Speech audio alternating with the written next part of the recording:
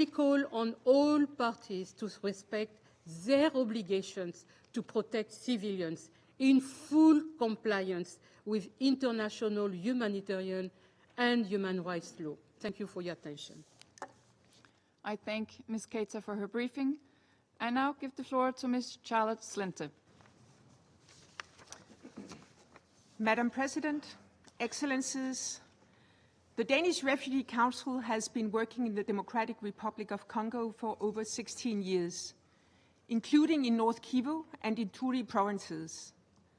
As a humanitarian organization which specializes in forced displacement, we are also delivering aid in neighboring countries, Burundi, Tanzania, and Uganda, as well as in 40 other countries across the globe. This year's explosion of violence in and around Goma has exacerbated the already dire humanitarian situation in the east and led to 660,000 people being forcibly displaced. This is in addition to the 6.7 million people that were already displaced across the country at the end of last year. The Danish Refugee Council is among the organizations racing to respond to the erratic and constant movement of IDPs seeking safety since the end of January. IDP sites around Goma were dismantled within 72 hours, forcing IDPs to return to unsafe areas or head to Goma without shelter, without food or water. With little notice, families were kicked out of their shelters, forced to leave with nothing but the clothes they were wearing.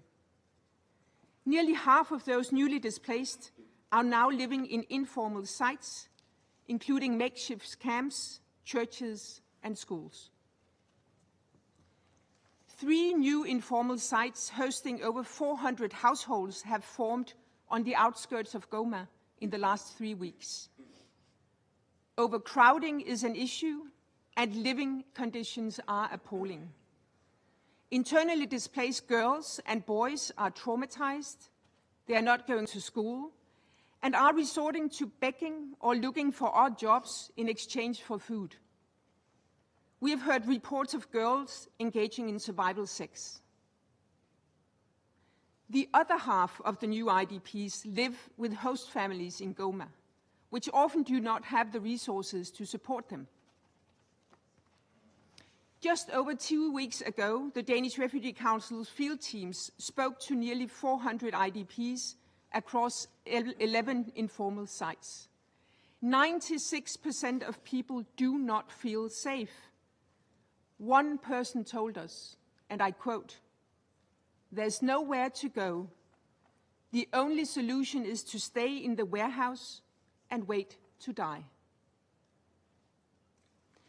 DRC knows of widespread looting, shootings at night, and arbitrary arrests, many of whom are wrongly accused of being affiliated with armed groups. There are also reports of boys and men being forced into join armed groups. The presence of armed group members in and around Goma, as well as throughout North Kivu, is further terrorizing those displaced. One person told us that they wake each morning to find new dead bodies on the streets where they are staying, and it's never clear who the perpetrators are. Every step is fraught with danger, as the surrounding area of Goma is extensively contaminated by unexploded ordnances, which is yet another risk to those forcibly displaced that seek safety. Sexual violence is rampant. The Danish Refugee Council provides individual case management in informal sites in and around Goma to individuals who have experienced human rights violations. Since the surge in violence in late January, 98% of these cases have been for rape, including girls younger than 5 years of age. Every single child case management involved rape, further underscoring the extreme risks faced by girls and boys in this conflict. As horrifying as these figures are, we know these are a fraction of the actual number as most cases go unreported due to fear of retaliation, stigma, and lack of access to specialized services. The humanitarian response is under extreme pressure. Some humanitarian organizations fear retaliation for providing aid in areas not controlled by the government, or are unsure whether they are legally still able to operate there. We lack fuel, cash, and supplies due to looting and the closure of Goma Airport, which is normally a strategic humanitarian hub in eastern Congo. The situation is further complicated by political instability, as local administrative offices which humanitarian organizations engage with are no longer under the control of the Congolese government. This requires navigating new requirements and renegotiating safe access. Banks in Goma are still closed, leading to a lack of cash and creating an environment where mobile money agents are exploiting the situation by arbitrarily dictating their own rates. The sudden and drastic funding cuts in humanitarian aid to DR Congo announced earlier this year as part of broader cuts have further significantly curtailed the ability of organizations to respond to the worsening humanitarian situation across the country. We must not forget that the situation in the northern province of Ituri also remains critical, with limited presence of humanitarian NGOs there. The Danish Refugee Council anticipates that the displacement crisis in DR Congo will only worsen. Our AI-driven forecasting tool, developed alongside IBM, anticipates that DR Congo will be one of the biggest displacement hotspots for the year ahead. Since the escalation of violence in January, 70,000 refugees have arrived in Burundi. This influx is overwhelming the existing transit centers and refugee camps in Burundi, which were already at full capacity. In late February, we conducted a rapid needs assessment along the border between DR Congo and Burundi, which highlighted the urgent need for emergency assistance. Congolese from Goma also fled to Uganda since January. The regional impact will only increase if the humanitarian needs are not addressed within eastern Congo and the conflict does not end. The Danish Refugee Council calls on members of the Security Council and the international community to, firstly, use all available avenues to guarantee the safe passage and protection of displaced populations in and around Goma. This includes calling for an end to the forced return of displaced people to unsafe areas and ensuring that all returns are voluntary, safe, and dignified. Secondly, call for the unimpeded humanitarian access to displaced populations, including in non-government controlled areas, and for the protection of civilians to be prioritized in all response efforts. Thirdly, urge all parties to find peaceful means to end the conflict, as there are no military solutions to end this violence. And fourthly, support local peace-building efforts to rebuild trust and social cohesion amongst local communities that have been torn apart by years of war. When conditions improve and allow for displaced people to voluntarily and safely begin to return to their villages, it will be critical to help them rebuild their lives. For nearly all of the IDPs the Danish Refugee Council recently interviewed, only peace will make them feel safer. I want to leave you with the word of one of the IDPs we just spoke to, and who said, "We want to go home where we'll be safe, where we can farm our lands and find enough food to eat." Thank you. I thank Ms. Slente for her briefing. I'll now give the floor to those council members who wish to make statements. Representative of the Secretary-General, Ms. Bintou Keita, for her briefing, but particularly for her action and for the work of MONUSCO in the Democratic Republic of the Congo. I thank the Secretary-General of the Danish Refugee Council, Ms. Charlotte Slenter, for her briefing, which was incredibly human and tangible. Through these statements, we have taken stock of the serious nature of the security and humanitarian situation that continues to weigh on the people of North and South Kivu. These situations are worsened by the offensive launched by M23 with the support and participation of the Rwandan Defense Forces. Once again, in 3 decades of conflict, the east of the Democratic Republic of the Congo is in the grips of violence perpetrated by armed groups, as well as chronic instability and the plundering of natural resources. This situation must call us to action. 1 month after the adoption of Resolution 2773, it is now incumbent upon this Council to remain involved in terms of promoting peace and security in the DRC and in the region as a whole. The Security Council spoke out in unambiguous terms to demand an immediate cessation of hostilities. Resolution 2773 called upon all parties to establish an effective, unconditional and immediate ceasefire. Through this text, the Security Council called unanimously for the immediate withdrawal of the RDF from the Congolese territory. The resolution also recalls the need to comply with international humanitarian law and to guarantee comprehensive, safe and unfettered humanitarian access, beginning with the reopening of the Goma airport. These appeals are just as vital today as they were before. Urgent progress must be seen with the implementation of Resolution 2773.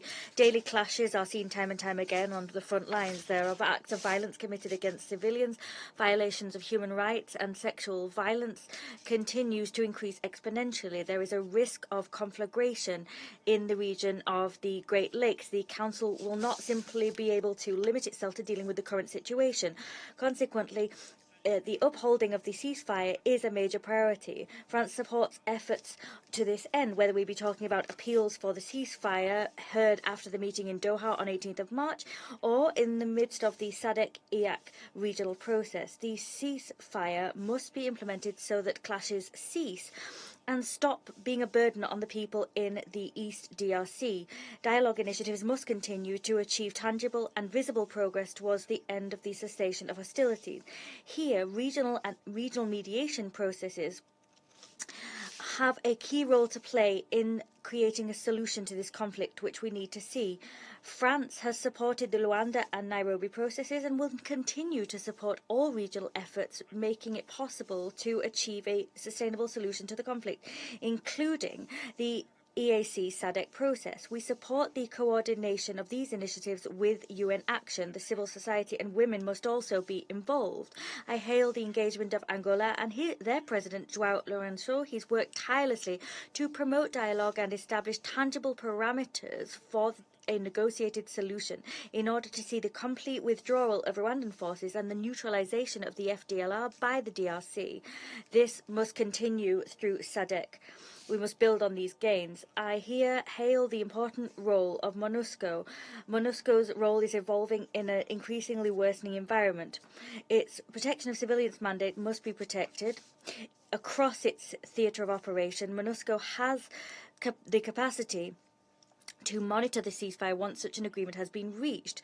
Pressure against MONUSCO must cease to this end. Attacks against blue helmets, which could be liable to constitute war crimes, cannot be accepted. The same thing can be said for restrictions placed on MONUSCO's freedom of movement or the discharging of its mandate.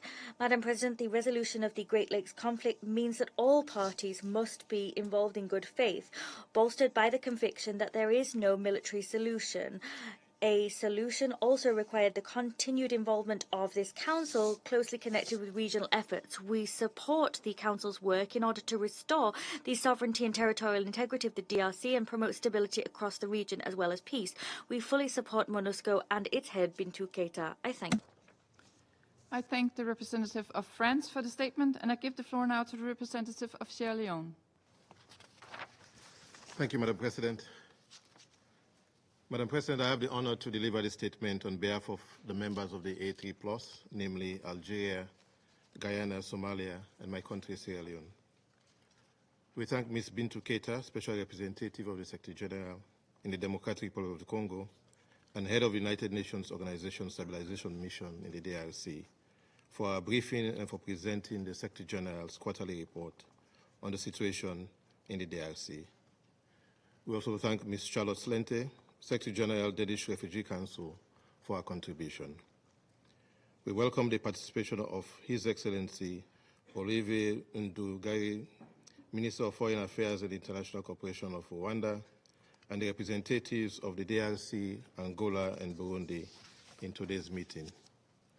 Madam President, the A3+ extends sincere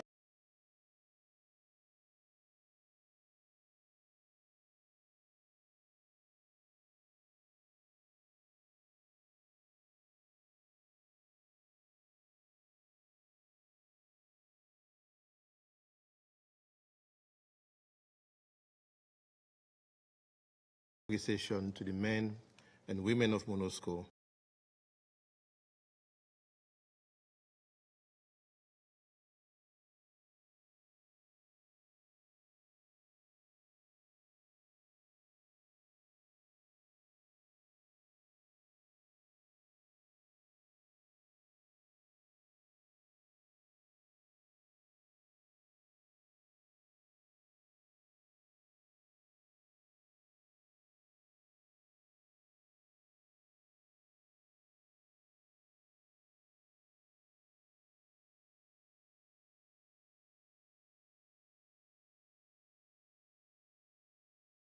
adequate support systems for survivors.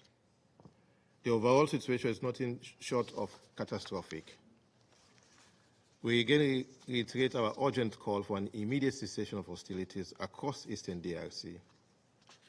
There is no justification for the continuation of this devastating conflict. Every additional day of fighting deepens the suffering and despair of the population. We must act now to silence the guns and halt the bloodshed. The improved stability in the city of Goma is a window of calm that provides a crucial opportunity for humanitarian organizations to deliver life-saving assistance to those in need. We urge all aid agencies to seize this opportunity to reach vulnerable populations, and we call on all parties to ensure rapid, safe, and unhindered access for humanitarian operations. The A3+ welcomes recent steps towards de-escalation. In particular, we note the ceasefire announcement by the M23 AFC, including its commitment to withdraw from areas such as Walikale. We urge M23 AFC to fully honor these pledges and demonstrate restraint on the ground. All armed groups must end the violence immediately and uphold their ceasefire commitment. We call on this Council and the international community to support these efforts to ensure they lead to tangible peace. The A3+ stresses further that all parallel administrations set up in the territory of the DRC must be dismantled, and the AFC M23 must relinquish control over all territory. We strongly endorse the political process outlined in UN Security Council Resolution 2773, which incorporates the regional perspective on political dialogue. Resolution 2773, adopted unanimously, we affirmed the DRC's sovereignty and territorial integrity, demanded an immediate and unconditional ceasefire by all armed groups, called for the withdrawal of any external support to these groups, and urged the resumption of dialogue under existing regional mechanisms. The A3+ calls for the swift and full implementation of this resolution by all concerned parties. Its message is clear, and the A3+ reiterates that message. There is no military solution to this conflict. Sustainable peace in the DRC will only be achieved through inclusive dialogue and African-led solutions. In this respect, we commend the concerted diplomatic efforts of African leaders and regional organizations to resolve the conflict. We pay tribute to His Excellency, President João Manuel Gonçalves Lorenzo of Angola, who has tirelessly mediated between the DRC and Rwanda in the spirit of African-led solutions to African challenges. We also recognize the important facilitating role of former President Uhuru Kenyatta of Kenya in the EAC-led Nairobi process. These efforts have laid critical groundwork for peace. We welcome the recent decision by the regional leaders at the joint EAC-SADC summit on 24 March 2025 to harmonize the Luanda and Nairobi peace processes. This unified approach is critical and built upon the foundation laid by the facilitators of the Luanda and Nairobi processes. Our shared goal is to reach a lasting settlement that addresses the root causes of the conflict, meets the aspirations of the Congolese people, and considers the legitimate regional security concerns. We note that the African Union Peace and Security Council, at its February 2025 summit meeting, also underscored the need for a coordinated response to the crisis and endorsed these regional initiatives.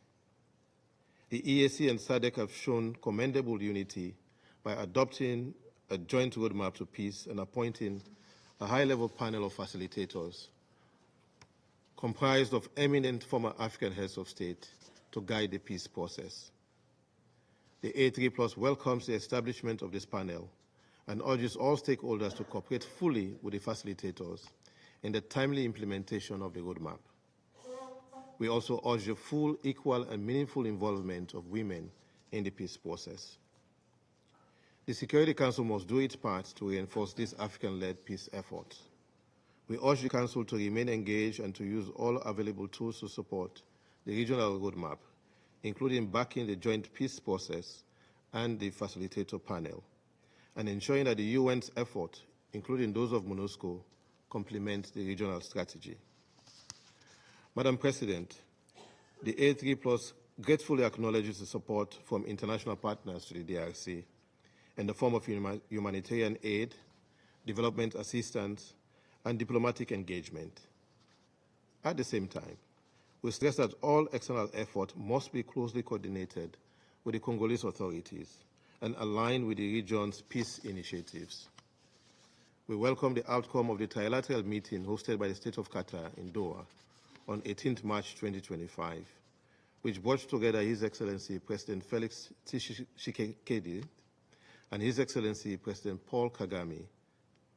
In light of commitment made by both leaders in Doha to remain fully engaged in the joint Luanda and Nairobi process, the A3+ stresses that all processes for peace and security in DRC should align with this commitment with the African-led process. The presence of external forces risks exacerbating the situation and undermining ongoing effort. We therefore call on all actors to respect the DRC's sovereignty. In line with Resolution 2773, all uninvited foreign forces should withdraw from Congolese territory. Neighboring countries must ensure that they are not providing support or safe haven to any armed group. In closing, Madam President, the A3+ reiterates its unwavering commitment to the sovereignty, territorial integrity, peace, and stability of the DRC. We commend the parties for their continued engagement and willingness to pursue dialogue in search of a peaceful resolution. These are encouraging steps towards rebuilding trust and security in the country. The A3+ calls on the Security Council and the international community at large to provide steadfast and meaningful support to the DRC. This means not only bolstering MONUSCO's effort on the ground, but also fully backing the ongoing regional political initiatives that offer the best hope for durable peace. We must all remain actively seized of the matter and ready to assist as needed. The people of the Eastern DRC have suffered for too long. They are looking to us in Africa and around the world to help end their ordeal. We must not fail them. I thank you. I thank the representative of Sierra Leone for the statement, and I'll give the floor to the representative of Greece. Thank you, Madam President.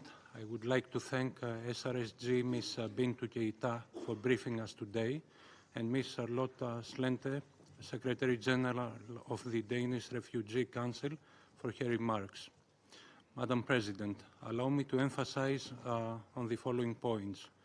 First, the adoption of Resolution 2773 was urgently needed in order to address the deteriorating crisis in Eastern DRC. We believe that this resolution sent a clear, strong message to M23 to immediately cease hostilities and withdraw from Goma, Bukavu, and all other controlled areas. Greece resolutely opposes any violations of international law and the UN Charter and stresses its strong commitment to the sovereignty, independence, unity, and territorial integrity of the DRC. Second, we underline that there is no other solution to the conflict than a political solution based on dialogue, which remains essential. We welcome the recent meeting between President Tshisekedi and President Kagame in Doha, where they reaffirmed the commitment of all parties to an immediate and unconditional ceasefire as agreed at the joint EAC-SADC summit and endorsed by the African Union Peace and Security Council. Rwanda Defense Forces must now cease support to the M23 and immediately withdraw from DRC territory. We call for urgent de-escalation, and we stress that it is more imperative than ever that Rwanda and DRC re-engage immediately in the political dialogue and implement all decisions and commitments agreed under the Luanda and Nairobi processes. Third, the Resolution 2773 reiterates with the strongest voice the Council's full support to MONUSCO, which is acting within its mandate and is doing critical work in the DRC, in particular protecting the civilians, ensuring continued implementation of the MRM on children and armed conflict, and addressing urgent needs. The protection of civilians, as well as of humanitarian and medical personnel, must remain an absolute priority. We emphasize also our strong commitment to the safety and security of MONUSCO's personnel. Fourth, we are deeply concerned about the grave humanitarian and security consequences of the M23 offensive, both in North and South Kivu. All parties must respect international humanitarian law and ensure unrestricted humanitarian access. We strongly condemn all forms of human rights violations, abuses, violence against civilians, including against humanitarian and medical personnel, summary executions and maiming, sex and gender-based violence, human trafficking, recruitment, and use of children. All continuing grave violations and abuses committed against children must halt, and all parties must uphold their obligations under international humanitarian law and international human rights law. Madam President, women and girls, being the main victims of the conflict, need to have unobstructed access to justice. We welcome the steps taken by the DRC government to hold perpetrators of grave violations against children accountable. Also, we urge the DRC to prioritize the prevention of sexual violence and all other grave violations. Finally, a meaningful political engagement of women and their solidarity and advocacy at regional, national, and international levels are key elements for the peace in Eastern DRC, as stressed by the Secretary General in his report. Madam President, we stand ready to support any further engagement of this Council as necessary. I thank you. I thank the representative of Greece for the statement, and I now give the floor to the representative of Pakistan. Thank you, Madam President. Let me also thank SRSG Bintu Keita for her detailed briefing. We've also listened carefully to the compelling statement by Ms. Charlotte Slant of the Danish Refugee Council.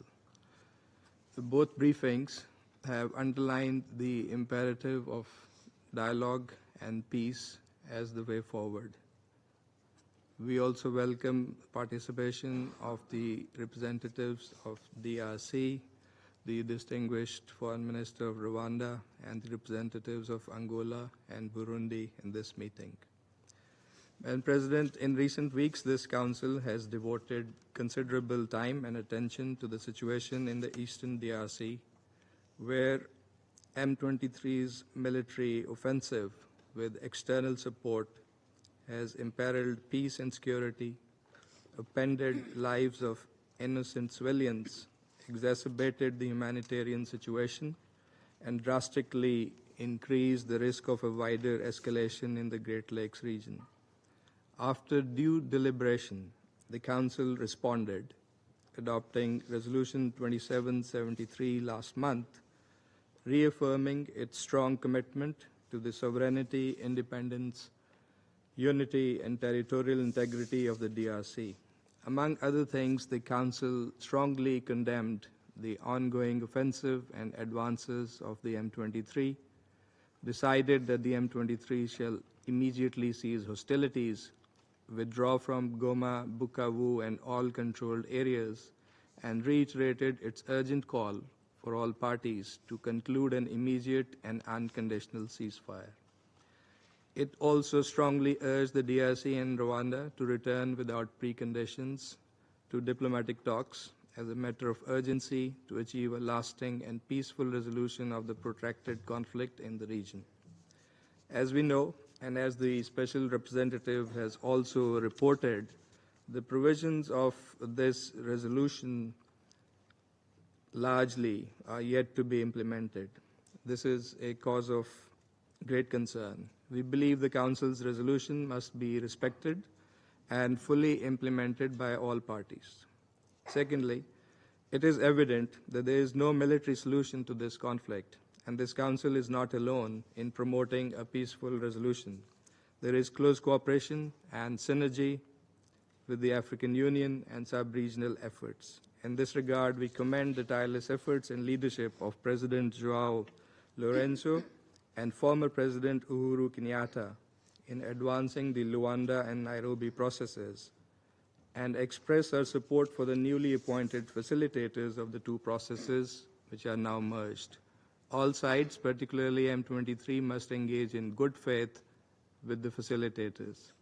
We believe these African-led and facilitated processes provide the appropriate framework for comprehensively addressing the complex historic and ongoing underlying factors, including the legitimate security concerns of all sides.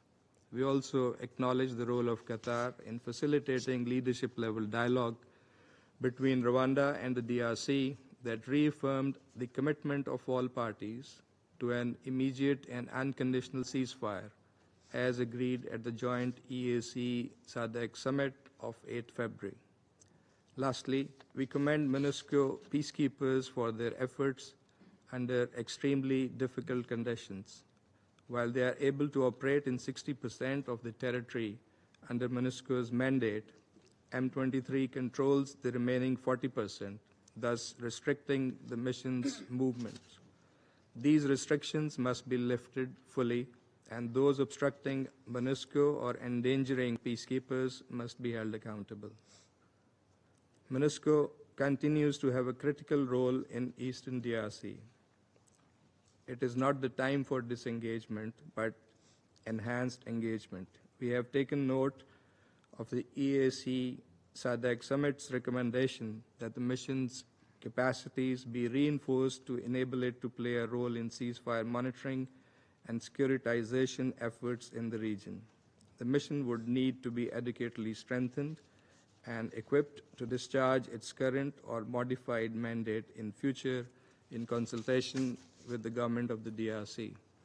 Given the intensive engagement of this Council, together with African Union and other sub-regional mechanisms, we are of the view that it will be in the interest of the DRC and Rwanda, and in fact the wider region, to really benefit from this environment by demonstrating political will and genuine commitment and cooperation, particularly through implementation of this Council's resolutions and the decisions of the African Union Peace and Security Council and sub-regional organizations to lay the foundation of durable peace and stability in the region. I thank you. I thank the representative of Pakistan for the statement, and I now give the floor to the representative of China. 谢谢主席女。 Thank you, President.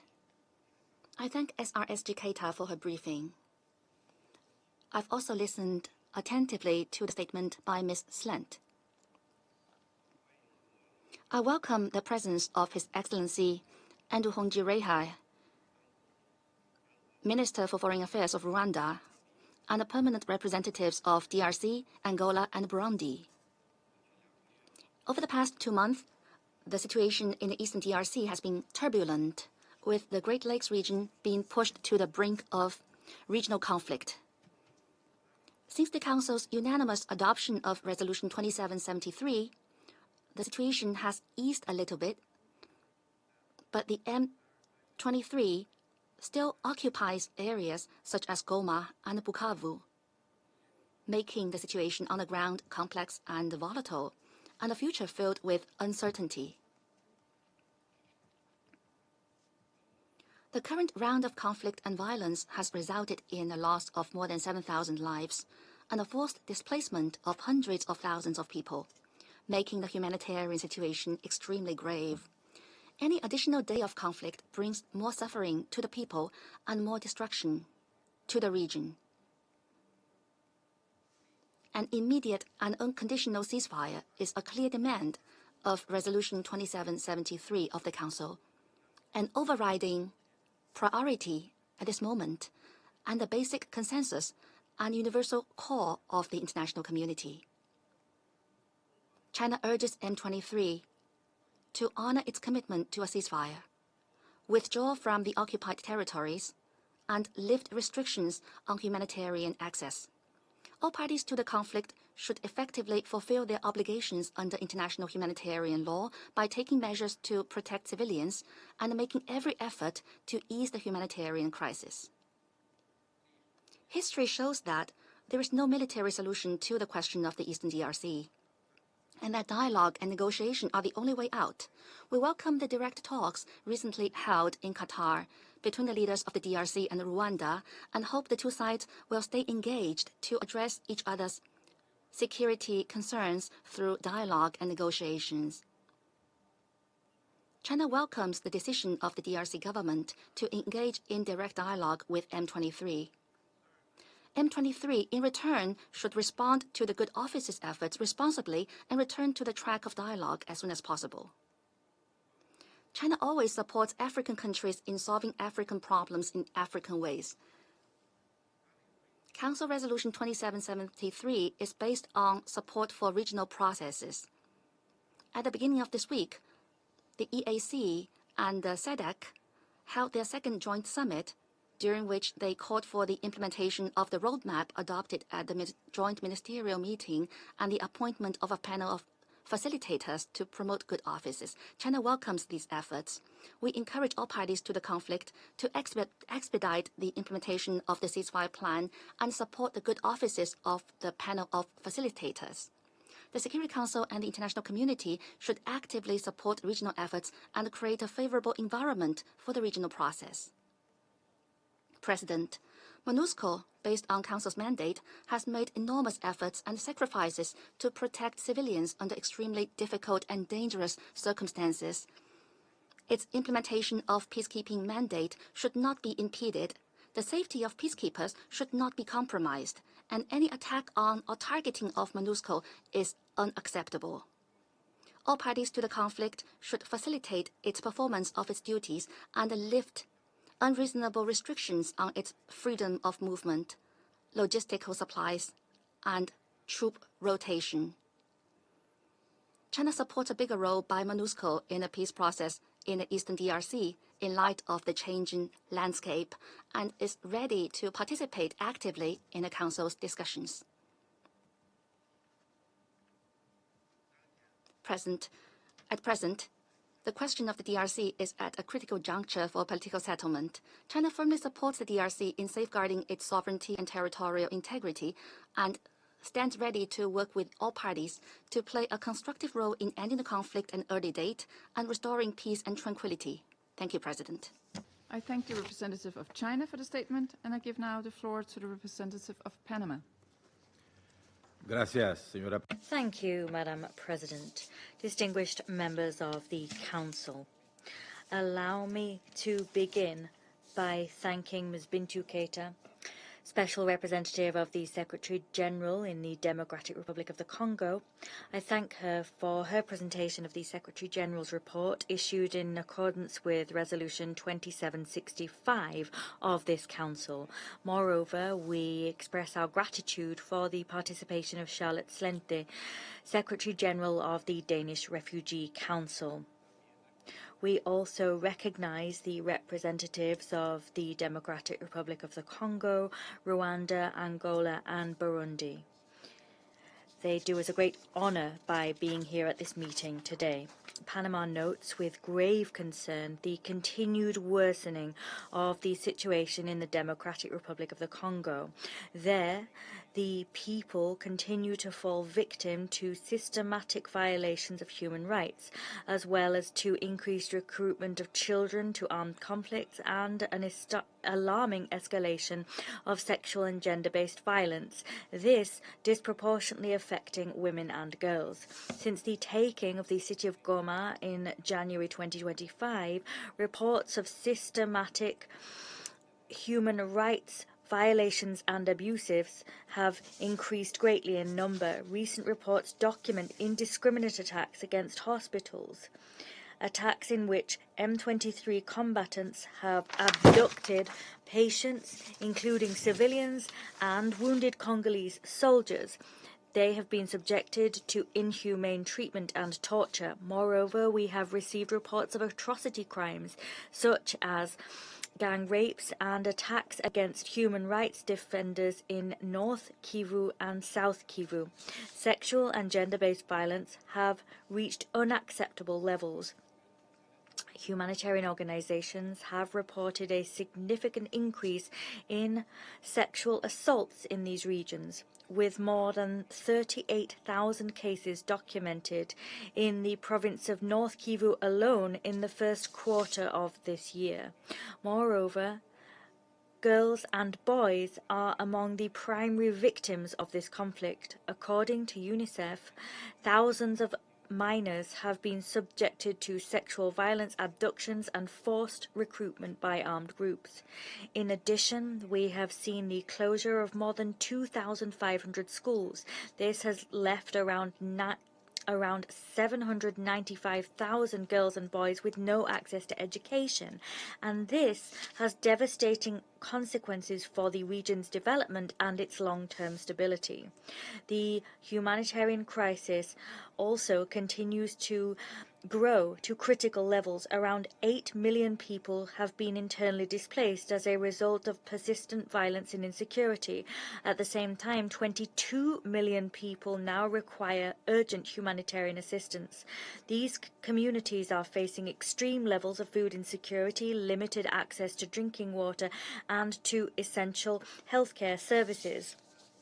This fragile situation in terms of healthcare has expedited the spread of illnesses such as cholera, measles, and malaria, and that's having particularly regrettable consequences for children who are extremely vulnerable. The international community cannot remain indifferent in the face of this tragedy. It is vital that we step up humanitarian efforts, increase victim support, and demand the accountability of those responsible for perpetrating these atrocities.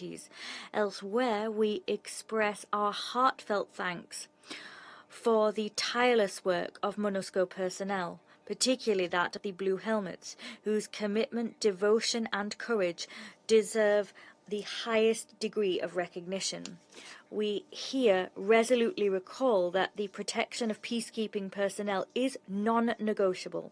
With that in mind, we are gravely concerned by the fact that in spite of diplomatic efforts seen, we continue to see restrictions placed on MONUSCO's movement by M23. that situation not only jeopardizes the security and well-being of those deployed in the field, but it also weakens the operational efficiency of MONUSCO. We take note of the gradual withdrawal of MONUSCO, which was planned before the recent escalation of the conflict, and now, however, it's suffering serious setbacks owing to the fact the situation is worsening.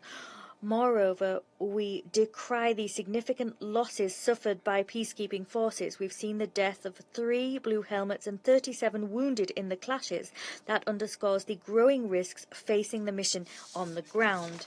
In the face of this grave crisis, we endorse and echo the Secretary-General's appeal, an appeal demanding an immediate ceasefire to avoid greater bloodshed. Missions such as MONUSCO embody the collective promise made by the international community not to abandon peoples in regions where peace is under threat. This promise, in order to be a genuine one, must be underpinned by tangible actions and sustained commitment. We recognize and value regional efforts made to calm the conflict, and we express our concern at the recent announcement made by Angola that it will withdraw from its role as mediator. That stands as an additional challenge to diplomatic efforts underway to achieve peace in the region. Madam President, Panama appreciates diplomatic initiatives undertaken by Qatar and other international actors. However, we underscore the importance of ensuring that the region continue to strengthen its own dialogue mechanisms with the goal of achieving a sustainable and lasting solution to the conflict. We reiterate the fact that the solution to the situation in the DRC cannot be solely a military one. It is urgent that we embark upon a comprehensive political journey, one which includes the dialogue between the government and all stakeholders. It must also include the strengthening of the rule of law, respect for human rights, and a regional approach which effectively involves neighboring countries in bringing about de-escalation. Finally, Panama reaffirms its commitment to active diplomacy, diplomacy which fosters a lasting peace and the protection of the very tenets of the United Nations Charter. I thank you. I thank the representative of Panama for the statement, and I give the floor to the representative of the United States. Thank you, Madam President, and thank you, SRSG Bintu Keita and Ms. Charlotte Slente, for your briefings today.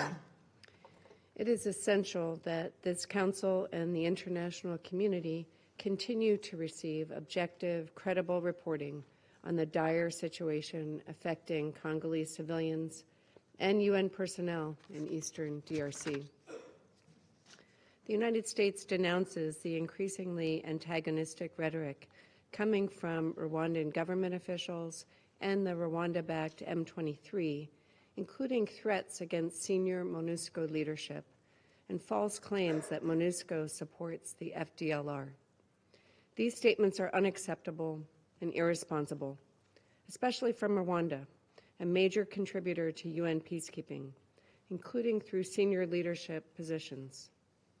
The United States strongly condemns the continued advances by M23 and Rwanda Defense Forces throughout North and South Kivu.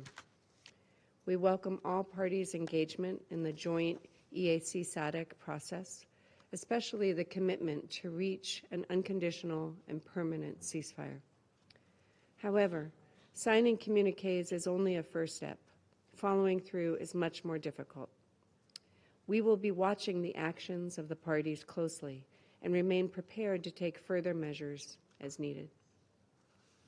As the largest financial contributor for MONUSCO, the United States is deeply invested in its effectiveness. The mission must be allowed to move freely and implement its mandate in M23-controlled areas. We demand M23 immediately cease its obstruction of MONUSCO and take the necessary steps to reopen the Goma airport without further delay.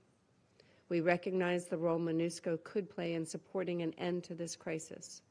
Through its expertise, mandate, and infrastructure, MONUSCO is well equipped to support the implementation of a ceasefire or negotiated solution, as it has done many times throughout its history. However, absent a sustainable ceasefire or guarantees for MONUSCO's freedom of movement, UN troops are prevented from leaving their bases, all while M23 commits human rights abuses across Goma. This situation is unsustainable. If MONUSCO can no longer carry out its mandate to protect civilians in M23-controlled areas, we as Council members should consider all options, including a re-examination of the mission's mandate, which no longer reflects its operating environment.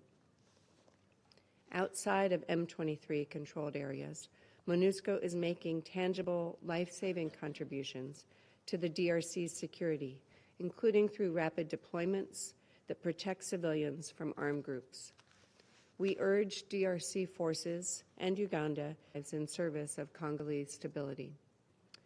M23 and Rwandan forces must facilitate a safe and orderly withdrawal of SAMI DRC forces and equipment. As regional peace processes continue, we stress the need to avoid duplication of efforts and leverage the comparative advantages of viable existing forums and mechanisms, including those MONUSCO is already mandated to support. Furthermore, if regional actors envision a role for MONUSCO to support such processes, they should ensure MONUSCO has a seat at the table. Finally, 2 months after M23 and Rwandan forces seized Goma, and more recently Bukavu and Walikale, we underscore the need for sustained pressure on all parties to work in good faith toward a diplomatic resolution to the conflict in eastern DRC. We must abandon the fantasy of short-term military solutions in favor of a durable peace powered by regional and international investment that allows the Great Lakes region to benefit from its vast natural wealth. Thank you. I thank the representative of the United States for the statement, and I give the floor now to the representative of the Russian Federation. Madam President, we'd like to thank the Special Representative of the Secretary General, Ms. Bintu Keita, for her briefing. We welcome the participation in this meeting of the Minister of Foreign Affairs of Rwanda, Mr. Olivier Nduhungirehe, as well as the representatives of the DRC, Angola, and Burundi. We listened very carefully to the Secretary General of the Danish Refugee Council, Ms. Charlotte Slente. Over a month has passed since the Security Council adopted Resolution 2773. Regrettably, today we're compelled to acknowledge that the main demands of the Council have not been implemented. Hostilities are ongoing, and a ceasefire has not been established. The M23 is expanding its territorial control and imposing its administrative and management system in the areas it has taken over. The call for Rwanda and the DRC to stop its cooperation with land territories they've occupied. We call on Rwanda to respond to Security Council's demands to stop support to the M23 and withdraw their military units. This is necessary, first and foremost, for the Congolese people, civilians. Owing to the hostilities since the start of the year, thousands of Congolese have died, hundreds of thousands have been internally displaced, the majority of them repeatedly so. In conflict-affected regions, there are ubiquitous human rights violations, including sexual violence and the recruitment of children into the ranks of illegal armed groups. We shouldn't forget that behind these statistics, there are actual people. They're paying with their lives and the well-being of their families for the inability of politicians to settle their differences at the negotiating table. We're disquieted by the growing trend of the conflict's regionalization and the sharpening of disagreements between states in the Great Lakes region. Clearly, under these circumstances, what we need is to intensify regional diplomatic efforts. First and foremost, they should be focused on the implementation of consensus-based decisions taken at the AU Summit and the EAC SADC Summit. This is the only path towards sustainable political formulae for settling the crisis. There cannot be a military solution. We welcome the important agreements reached following the EAC SADC Summit on the 24th of March. We are expecting for the roadmap of practical steps on settling the crisis to be effectively implemented, as well as for the effective work of the high-level facilitator panel, made up of well-respected political leaders from the region. We support our African colleagues' focus on harmonizing the Luanda and Nairobi processes. We've also taken note of the fact that the presidents of the DRC and Rwanda met in Doha with Qatar's mediation. We hope that this meeting will be a step on the way towards the normalization of relations between the two states. On a separate note, we'd like to underscore that without resolving the status of the M23, a viable political formula for ending the conflict cannot be found. Since the very start of the escalation, we've followed with alarm developments surrounding MONUSCO. Attacks on peacekeepers are unacceptable under any circumstances. Peacekeepers' safety is a priority for all of us. The escalation of the crisis has had a most serious impact on the mission's ability to effectively implement its mandate. We stand convinced that the Council must swiftly respond to the situation as it unfolds. We shouldn't put up with the status quo that's been imposed, especially in areas that are under 23 control now. The situation of peacekeepers in Goma and surrounding areas is unstable. It cannot remain this way going forward. The reputational risks to UN peacekeeping are simply too high. What's highly dubious in our view is the hospitality extended by MONUSCO to members of European private military companies. We want to reiterate that MONUSCO's mandate as regards disarmament, demobilization, and reintegration of former combatants bestowed upon it by the Security Council bears no relation to the events we witnessed thanks to the media's reporting. Given the potential further transition of MONUSCO, the Council must first and foremost consider the situation on the ground. We must act in a timely fashion without allowing for the situation to deteriorate due to any changes in the configuration of the peacekeeping presence in the country.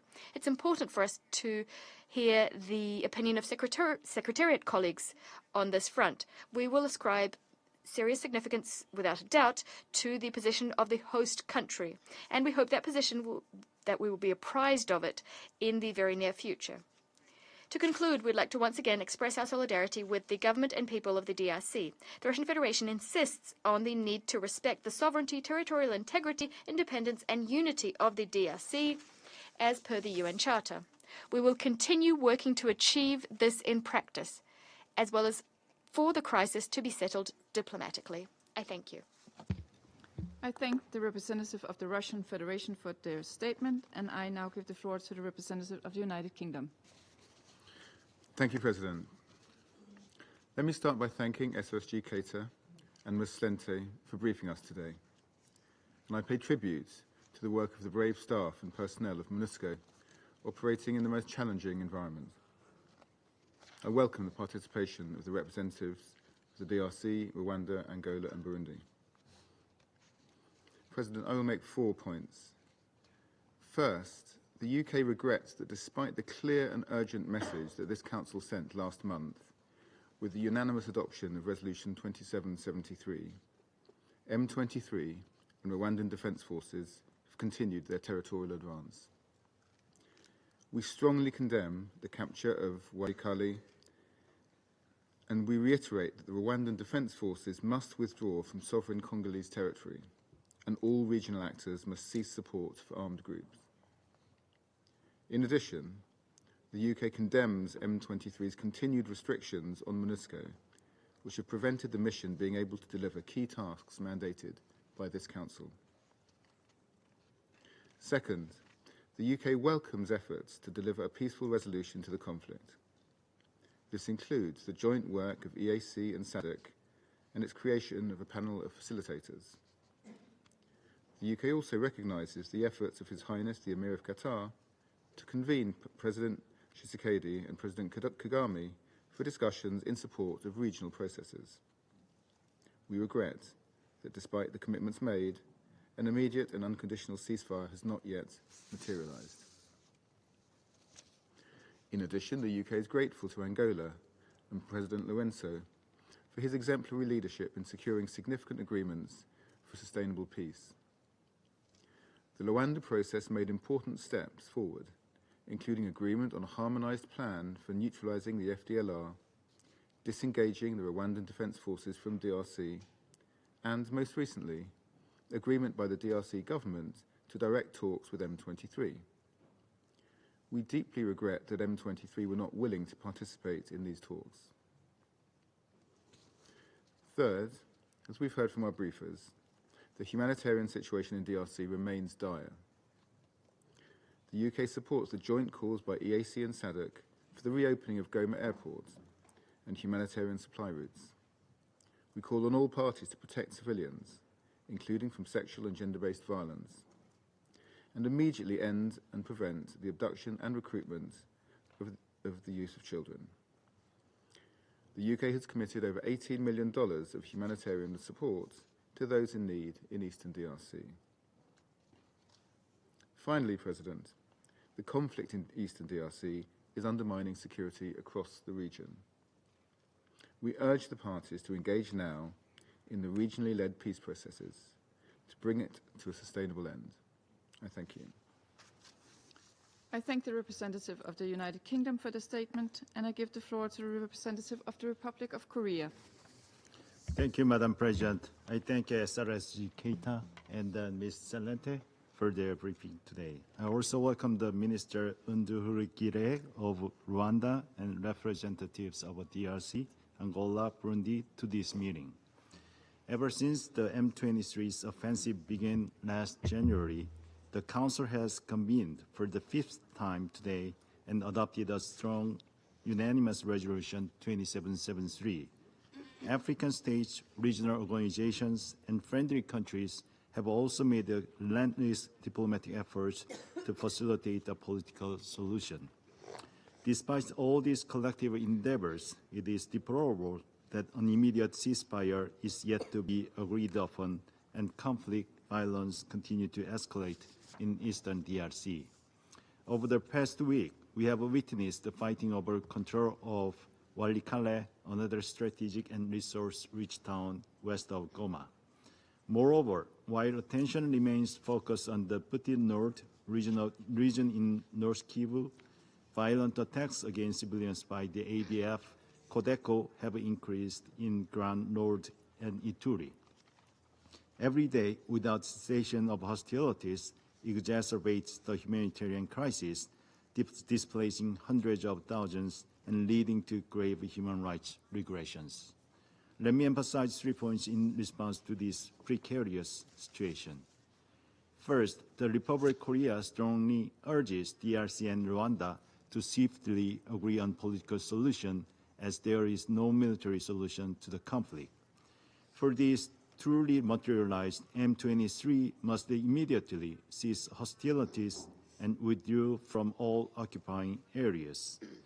Both Rwanda and DRC must refrain from escalating the conflict by supporting armed groups.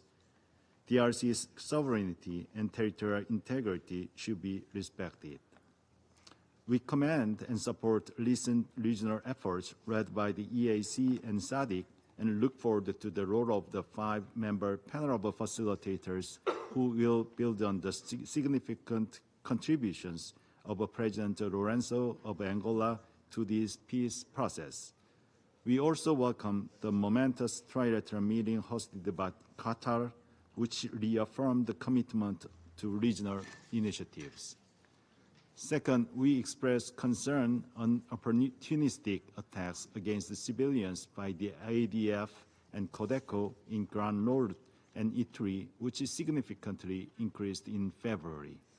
We urge armed groups to return to dialogue on the PDDRCS. In this context, MONUSCO's mandate remains critical in protecting civilians from potential attacks, particularly in Jugu. We encourage strengthened coordination between relevant authorities in this regard. MONUSCO's freedom of movement must be ensured. Attempts to hinder its mandate must cease, and the safety and security of peacekeepers must be prioritized as they operate under extremely difficult situations. Third, all parties must uphold their obligation under international humanitarian law and human rights law to end the terrible sufferings of civilians. We are deeply concerned by the alarming scale of human rights abuses and violations. Reports of sexual violence affecting over 60 victims daily, along with the lootings, killings, and the forced return of internally displaced persons, are appalling. We hope that Human Rights Council's decision to establish a fact-finding mission and independent commission of the inquiry would ensure accountability for all those who are responsible. Unhindered humanitarian access and the safety of the humanitarian personnel are essential for delivering life-saving aid. We reiterate the Council's call in Resolution 2773 to urgently open humanitarian corridors as well as Goma Kabumu airports in this regard.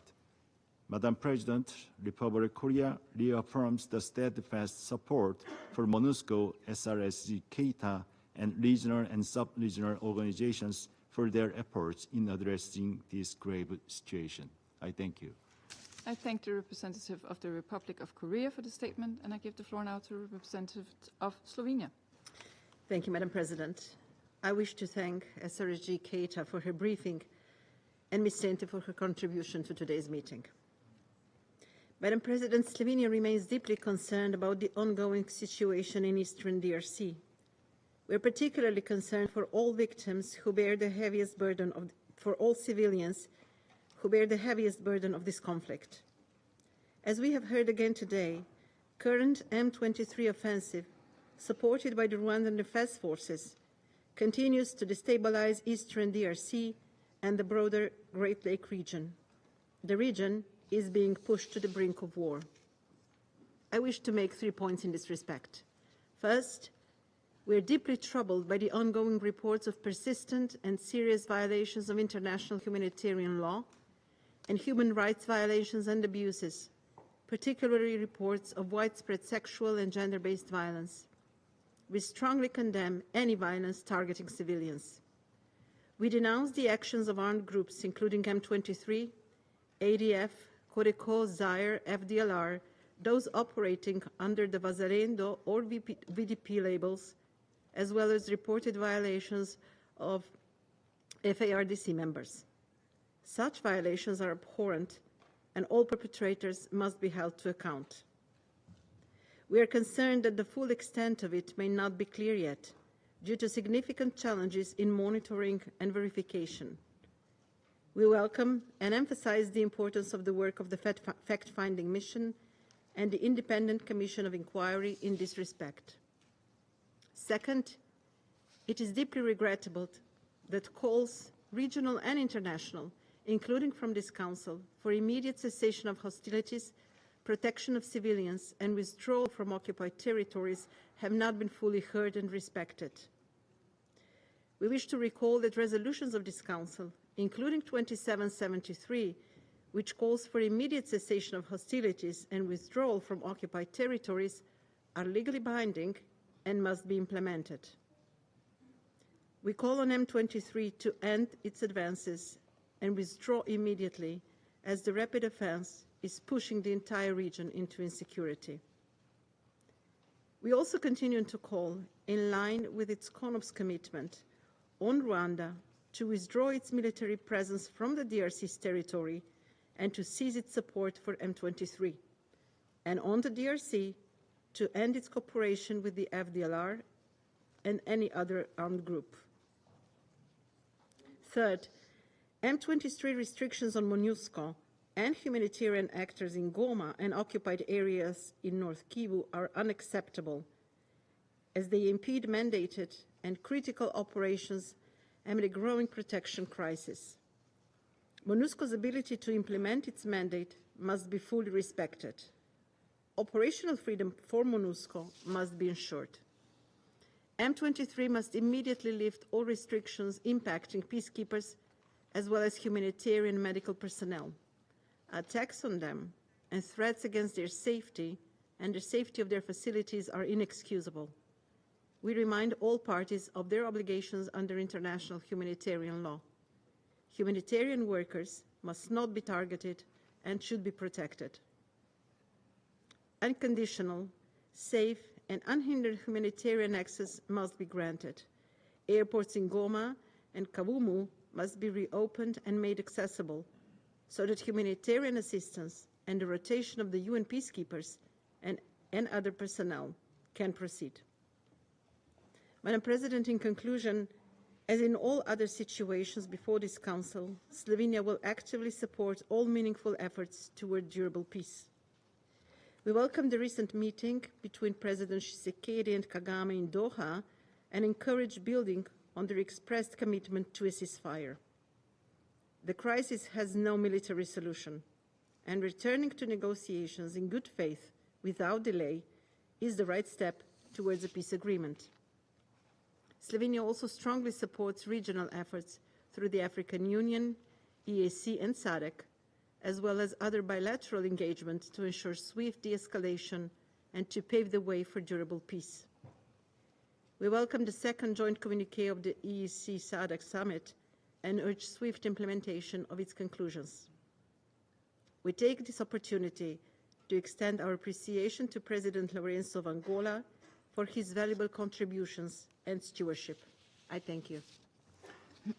I thank the representative of Slovenia for the statement, and I shall now make a statement in my capacity as representative of Denmark. And I'll start also, like others, to thank SRSG Keita and Secretary General Slente for their insightful but also concerning briefings.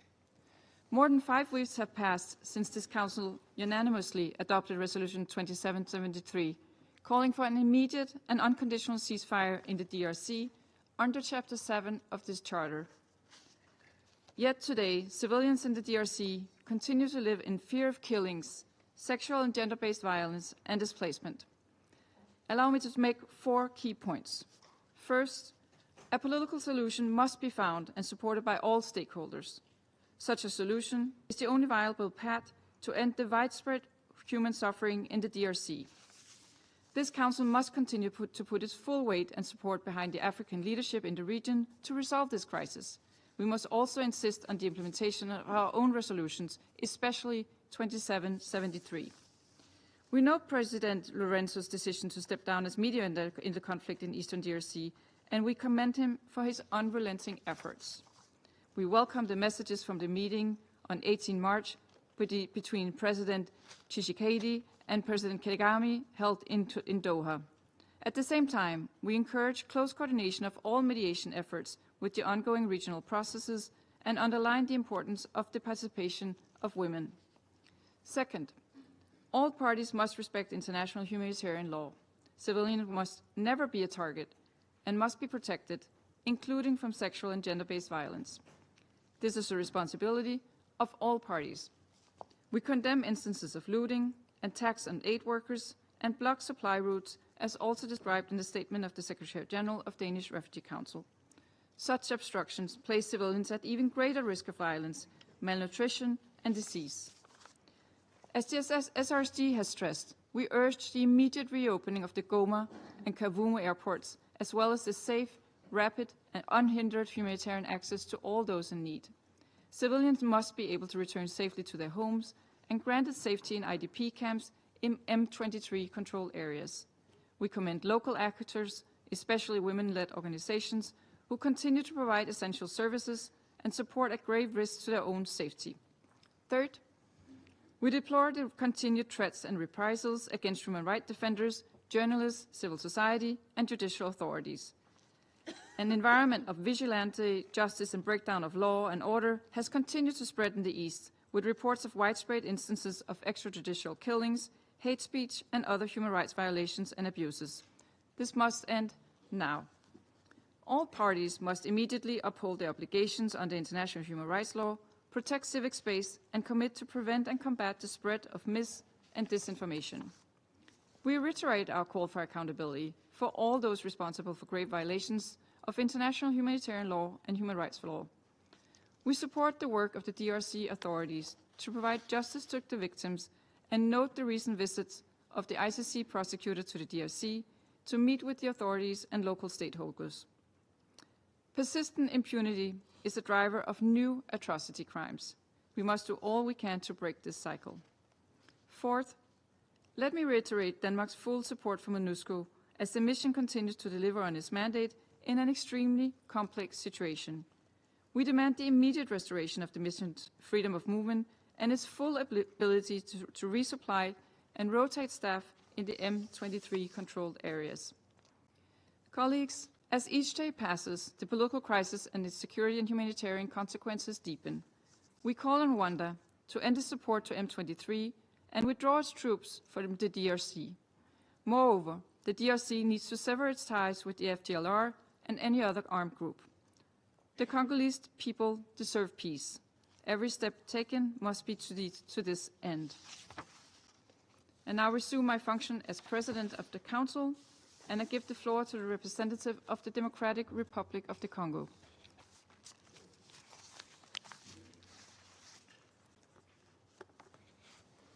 Merci, Madame Madam President, distinguished members of the Council, I wish at the outset to warmly congratulate you on behalf of the delegation of the DRC. I'm congratulating you on your presidency of the Security Council for March as the month draws to a close. Thanks to your wisdom, your skill, and your qualities, your sterling qualities as a diplomat, you have successfully steered the work of this council.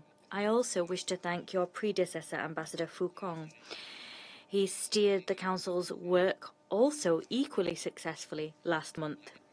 The Democratic Republic of the Congo welcomes the detailed briefing delivered by the Special Representative of the Secretary General in the Democratic Republic of the Congo, Ms. Bintou Keita. We also welcome to our meeting the Minister of Foreign Affairs of the Republic of Rwanda, His Excellency Mr. Olivier Nduhungirehe, and we welcome Madame Charlotte Slente of the Danish Refugee Council. She objectively detailed the hell and the bitter ordeal besetting the Congolese people in areas under control of the Rwandan army and the M23 AFC proxies. Today's statement will focus on the following 4 points: the report of the Secretary General on the situation in Eastern DRC, the implementation of Resolution 2773 of the Security Council, peace initiatives already underway, and the adoption of sanctions as measures with which to implement Resolution 2773 of the Security Council. Madam President, thousands of people have been killed, thousands of people have been internally displaced, entire cities have been devastated. Walikale, Kamanyola, Bunagana, Masisi-Centre, Goma, Minova, Ijwi, and Bukavu. In a humanitarian context which is chaotic on all fronts, the east of the DRC yet again offers a particularly distressing spectacle. The Secretary General's report, issued as document S/2025/176, has been circulated to your council, and it says the very same. Rwandan Defense Forces and the AFC M23 proxies have crossed our borders. They have occupied strategic locations, turfed people from their homes, and established a parallel administration. They continue to flagrantly violate, in so doing, the DRC's sovereignty. In its communiqué issued on the 15th of March 2025, the Ministry of the Interior, Security, Decentralization and Customary Affairs of the Democratic Republic of the Congo documented a series of atrocities perpetrated by the Rwandan Defense Forces and their M23 AFC proxies in the north in North Kivu and South Kivu, this in violation of the relevant provisions of Resolution 2773, adopted on the 21st of February 2025. These acts have caused the huge loss of human life and mass destruction. The communique quite rightly documented that between the 10th and 14th of March 2025, there were 62 cases of targeted killings and summary executions in the areas under occupation. Moreover, there were 17 cases of violations and numerous cases of pillaging on the part of the Rwandan forces and their allies. Among the most striking incidents, the Rwandan army and the M23 AFC coalition staged a second incursion, I did say a second incursion, into the CBCA Ndusho hospital on the 10th of March. During that event, they abducted around 100 patients and healthcare workers who were later summarily executed. The communique aforementioned also reports the death of Mr. Fikri Mushuko Antoine, the head of the Mfui Matanda group. He was abducted from the CBCA Ondosho hospital on the 3rd of March and tortured for 7 days by Rwandan soldiers. Madam President, this alarming situation underscores the urgent need to implement to the letter the provisions of Resolution 2773 of the Security Council. This in order to put an end to the violence and protect the civilians in the regions affected. This bleak, unfortunate picture is being painted more than a month after the Security Council, through its Resolution 2773, unanimously called upon the Rwandan Defense Forces to withdraw immediately from the territory of the Democratic Republic of the Congo unconditionally. The resolution also demanded that they cease to support the M23. It too must withdraw from Goma, Bukavu, and all areas under their control, and entirely dismantle the illegitimate parallel administrations that have been established on the territory of the Democratic Republic of the Congo. The unanimous adoption, says the Speaker, on the 21st of February 2025 of Resolution 2773 was a significant step forward in efforts to resolve the crisis and restore a lasting peace in the east of the Democratic Republic of the Congo. This peace involves restoring the Congolese state's authority across all occupied provinces in North Kivu and South Kivu in their entirety. The resolution stands as a response to the security and humanitarian crises and challenges which are dealing a heavy blow to the people in the east of our country that for 30 years now have been in the grips of violence. The text is also an expression of clear and explicit support from the international community to the efforts taken by the AU, the African Commission on Human and People's Rights, SADC, and the East African Community.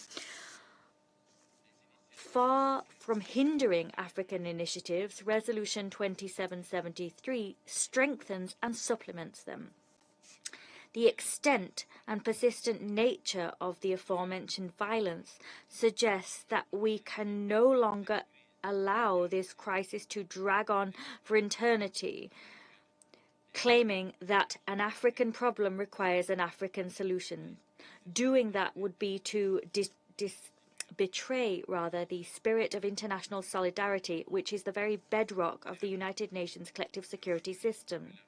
Now is the time to recall that the Democratic Republic of the Congo legitimately expects this Council to resolutely and diligently finish the work it started here on the 21st of February 2025, work to protect international peace and security in accordance with the tenets of the United Nations Charter.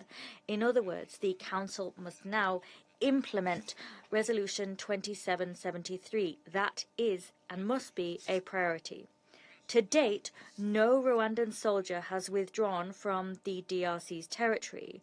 No element of the M23 AFC coalition has withdrawn from Goma or Bukavu, nor from any other area under control, and no parallel administration, illegitimate parallel administration indeed, has been dismantled. On the contrary, every day we're seeing the positions held by the RDF, M23, AFC coalitions growing stronger.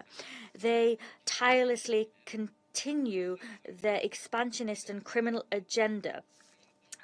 They are hungry to defy the Security Council's will in so doing, and through their actions they are killing peace-building efforts undertaken by regional leaders, including those of the AU, SADC and the ERC, as well as others by the international community as a whole. After having established a parallel administration in Goma in North Kivu and in Bukavu in South Kivu, the RDF, AFC, M23 coalition extended its territorial conquest to the Walikale territory in North Kivu and to Mwenga in South Kivu. And this happened at a time when appeals were growing in number for a ceasefire. This means that the aforementioned coalition is brazenly impertinent in violating its own ceasefire. Worse still, this coalition is now maliciously transplanting non-indigenous populations under the guise of refugee return, and that has paved the way for interethnic tensions, which we're very likely to see in the future. The coalition has also readied itself to sell off DRC's monetary sovereignty by looking to appoint a parallel banking regulation system and a parallel central bank. This is true if we are to believe statements made to the press by the coalition's leader on the 22nd of March. Madam President, the DRC wishes to thank and congratulate His Excellency João Manuel Rosso, President of the Republic of Angola. He demonstrated resolute commitment in his role as AU-appointed mediator for the conflict which is pitting the DRC against Rwanda. Contrary to the recalcitrance of Rwanda, the DRC is highly committed, as is its head of state, His Excellency Félix Antoine Tshisekedi Chilombo. We are committed to the peace initiatives of the AU and sub-regional economic commissions. That commitment is unswerving. Our support extends to the joint SADC-EAC summit that adopted the report on the conclusions of the ministerial summit held on the 17th of March in Zimbabwe. That summit also ordered the implementation of the roadmap. The Luanda process, designed to offer a framework within which to achieve a peaceful resolution to the conflict, was sabotaged by Rwanda's stubbornness. Every commitment that they entered into in Luanda has been ridden roughshod over time and time again. Her Excellency Madame Therese Kwalikamba-Wagner, Minister of State, Minister of Foreign Affairs, International Cooperation and Francophonie of the DRC, reiterated time and time again before this council a few weeks ago the fact that since the establishment of the enhanced ad hoc verification mechanism in Goma in November 2025, Rwanda has not once sent its 3 military experts to oversee the implementation of the ceasefire. On the 15th of December 2024, Rwanda knowingly sabotaged the summit convened by the facilitator of this process, His Excellency João Lourenço, by ignoring his invitation to the meeting. Moreover, on the 23rd of January, Rwanda surprised the entire world by requesting that Turkey act as mediator. In so doing, they strayed from the principal African solutions to African problems. As we might have expected, Rwanda and its proxies, who said that they swore only by direct negotiations between the RDC and AFC M23, were the first to boycott the Luanda meeting on the 18th of March. Despite this flagrant disregard shown by Rwanda for peace processes underway, the Democratic Republic of the Congo remains fully committed and reiterates its trust in any and all peace processes supported by the African Union to bring about a political solution to the conflict between the DRC and Rwanda. Two subregions, SADC and the EAC, have held joint meetings to adopt urgent measures, including a ceasefire. As far as the African Union is concerned, its Peace and Security Council met at heads of state level on the 14th of February. It called for the immediate withdrawal of all uninvited foreign forces from DRC, in other words, Rwanda. Rwanda and the M23 responded and continue to respond with violence, with terror. Indiscriminate, systematic violence continues to be seen. The victims of that violence hail from all ethnic groups and are of all political colours. We are seeing the rapid deterioration of the situation on the ground. And many stakeholders have reacted by doing what they do best. They've documented human rights violations, paving the way for criminal prosecutions. This is robust action, but is reactive rather than preemptive. Madam President, on a different note, we cannot lose sight of the fact that the speedy, gradual, ordered and responsible withdrawal of MONUSCO continues to be in sync with the logic underpinning the disengagement note co-signed on the 21st of November 2023 by the government of the DRC and MONUSCO. It was endorsed by the Security Council pursuant to Resolution 2717 of the 19th of December. There was momentum for disengagement, which began in South Kivu on the 25th of June 2024. It was brutally deflated following attacks on FARDC and MONUSCO positions by the RDF AFC M23 coalition. However, parties remain committed to the comprehensive implementation of the joint disengagement plan on the humanitarian track now. Paragraphs 49 to 53 of the Secretary General's report confirm that the situation is a devastating one, a situation incidentally worsened greatly by RDF M23 AFC attacks. Against this backdrop, one of our major challenges remains mobilizing remaining funds to meet colossal need. We take this opportunity to reiterate our appeal to donors. We ask them to step up their efforts to plug the funding gap. More or less 93% of the funding needed is still lacking. The Humanitarian Response Plan for 2025 was launched jointly on the 27th of February by the government and its partners. It seeks to assist more or less 11 million people of the 21.2 million that currently are in need. The estimated budget stands at $2.54 billion, but has only been financed to date to the tune of 7%. Madam President, as regards the human rights track, my government wishes to draw the Council's attention to the continued worsening of the human rights situation in areas under the control of the RDF M23 AFC coalition. In particular, certain worrying incidents have been corroborated in the Secretary General's report. I request you to peruse paragraphs 35 to 40. Several other human rights and IHL violations were reported as having been perpetrated by the RDF M23 AFC coalition. Here I'd recall in this connection the killing of at least 126 people in areas controlled by M23 since the 26th of January, abductions of civilians, forced recruitment of young people, including children, and the fact that they've been subjected to forced labour in Goma and the surrounding area. I'd also point to the unilateral destruction and dismantling by the aforementioned coalition of internally displaced camps that were havens protected by the UN in North Kivu and South Kivu. Several other cases are worthy of mention, of course. Targeted attacks by way of reprisals against women activists, human rights defenders, sexual and gender-based violence, and attacks against peacekeepers, MONUSCO peacekeepers. We cannot ignore these incidents. In view of the horror and the climate of terror described above, my delegation urges the Council to face the truth. There is an urgent need to rapidly move to the implementation of the provisions of Resolution 2773.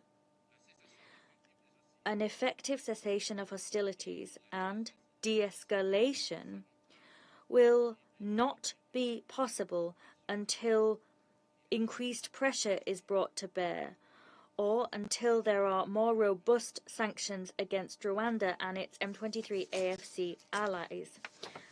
Madam President, I would be remiss if I did not recall before your Council that as we meet here, Rwanda has more than half of its army deployed on the territory of the DRC. And this has occurred without the consent of the Congolese state. The right to self-defense cannot be invoked as a justification for an armed invasion, nor for the creation of parallel administrations on the territory of a sovereign state. These acts, in and of themselves, are grave violations of the United Nations Charter, the Constitutive Act of the African Union, and of Resolution 3314 of the UN General Assembly, dated 14th of December 1974. Madam President, it's not my job to recall that when the Council unanimously adopted its Resolution 2773 on the 21st of February, a significant number of Council members stated that they would ensure that it was implemented in its entirety. They stated then that the Council reserved the right to contemplate the imposition of other measures were the resolution not fully implemented. My delegation is of the view that the Council measures envisaged for such circumstances must include a series of sanctions. The most pressing of these are as follows. 1. Due to Rwanda's persistent refusal to comply with Resolution 2773, the Security Council should firmly condemn this blatant violation and consider submitting to the International Court of Justice a request for an advisory opinion in accordance with the provisions of Article 96 of the United Nations Charter. Moreover, the Council should study the implementation of a reinforced mechanism to monitor the implementation of Resolution 2773, with gradually more stringent coercive measures being put in place in the case of continued non-compliance. 2. Establish a regime of sanctions applicable to Rwanda and its leaders. 3. Impose an arms embargo on Rwanda until it ceases its support for M23 and until it totally withdraws its army from the DRC's territory. 3. Call upon the 1533 DRC Sanctions Committee to be guided by operative paragraph 9 of Resolution 2773 to implement a gamut of UN sanctions, this in accordance with Resolution 2293 of 2016. Sanctions that should be imposed namely against people thought to be perpetuating conflict in the eastern DRC. 4. Establish a regime of much more severe sanctions to be imposed on M23 AFC, given excessive human rights violations perpetrated in the areas under their occupation. 3. To heed the request made in letters submitted by the DRC to the Security Council and the UN Secretary General. That letter saw my government call for the withdrawal of Rwanda's status as a TCC contributing to peacekeeping missions of the United Nations, because it is not worthy of that status. Finally, decry and sanction the involvement of Rwandan authorities in the illegal exploitation of natural resources, both mining and agricultural resources, owned by the DRC. Before I conclude, I must reiterate my government's thanks and the thanks of the DRC's people to the states and institutions that have courageously imposed sanctions against Rwanda. This includes the US, the UK, Germany, Canada, the European Union in general, and France, Belgium, Slovenia, and Greece in particular. Finally, we must here recognize that sanctions in the cases of the Great Lakes crisis are not counterproductive. It is for this reason we encourage the Security Council and other peace-loving states to follow suit. Thank you. I thank the representative of the Democratic Republic of the Congo for the statement. I now give the floor to His Excellency, Mr. Olivier Nduhungirehe, Minister of Foreign Affairs and International Cooperation of Rwanda. Madam President, Council members, I thank you for giving me the floor. Allow me to begin by congratulating you on your presidency and leadership over this Council during the month of March 2025. I also acknowledge the contributions of previous speakers and briefers. As a member state of the United Nations and a prominent contributor to peace support mission, Rwanda stands in firm support to peacekeeping and peacekeepers wherever they are and wherever they serve. This is precisely why Rwanda insists on accountability and transparency for all those who are mandated by the UN Security Council to serve the cause of peace. Allow me here to bring more clarity on the conflict in Eastern DRC. This conflict was not started by Rwanda, but the burden has been placed squarely on Rwanda's shoulder. In addition, actions taken by different actors have enabled the DRC to escape its responsibilities, particularly as regards to leadership and governance failures. The root causes of this conflict go back first to the continued preservation of the FDLR genocidal militia, despite its record of ethnic massacres, recruitment of child soldiers, and destabilization of both Rwanda and the DRC. It is unfortunate that some in the international community conveniently continue to ignore its existence. The recent capture and handover to Rwanda of FDLR members, including a senior commander, has provided even more evidence of how the DRC government integrated FDLR fighters into its national army. Kinshasa gave them weapons, resources, and a platform to continue their genocide ideology. Secondly, the systematic persecution that Congolese Kinyarwanda speakers, particularly Tutsi communities, is linked to colonial legacy. This includes communities in South Kivu and Ituri provinces. Among the consequences of the discrimination, violence, and ethnic cleansing in the DRC are the hundreds of thousands of refugees in Rwanda, Uganda, and other countries in our region that have been living mostly in refugee camps, unable to safely return to their homes for many years. Given the situation, what is to be expected from Rwanda? Why is Rwanda disproportionately targeted? It is not clear.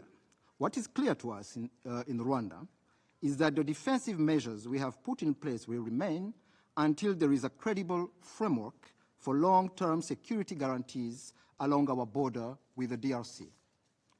Madam President, the case of MONUSCO has been particularly troubling, as reflected in the report we have just received.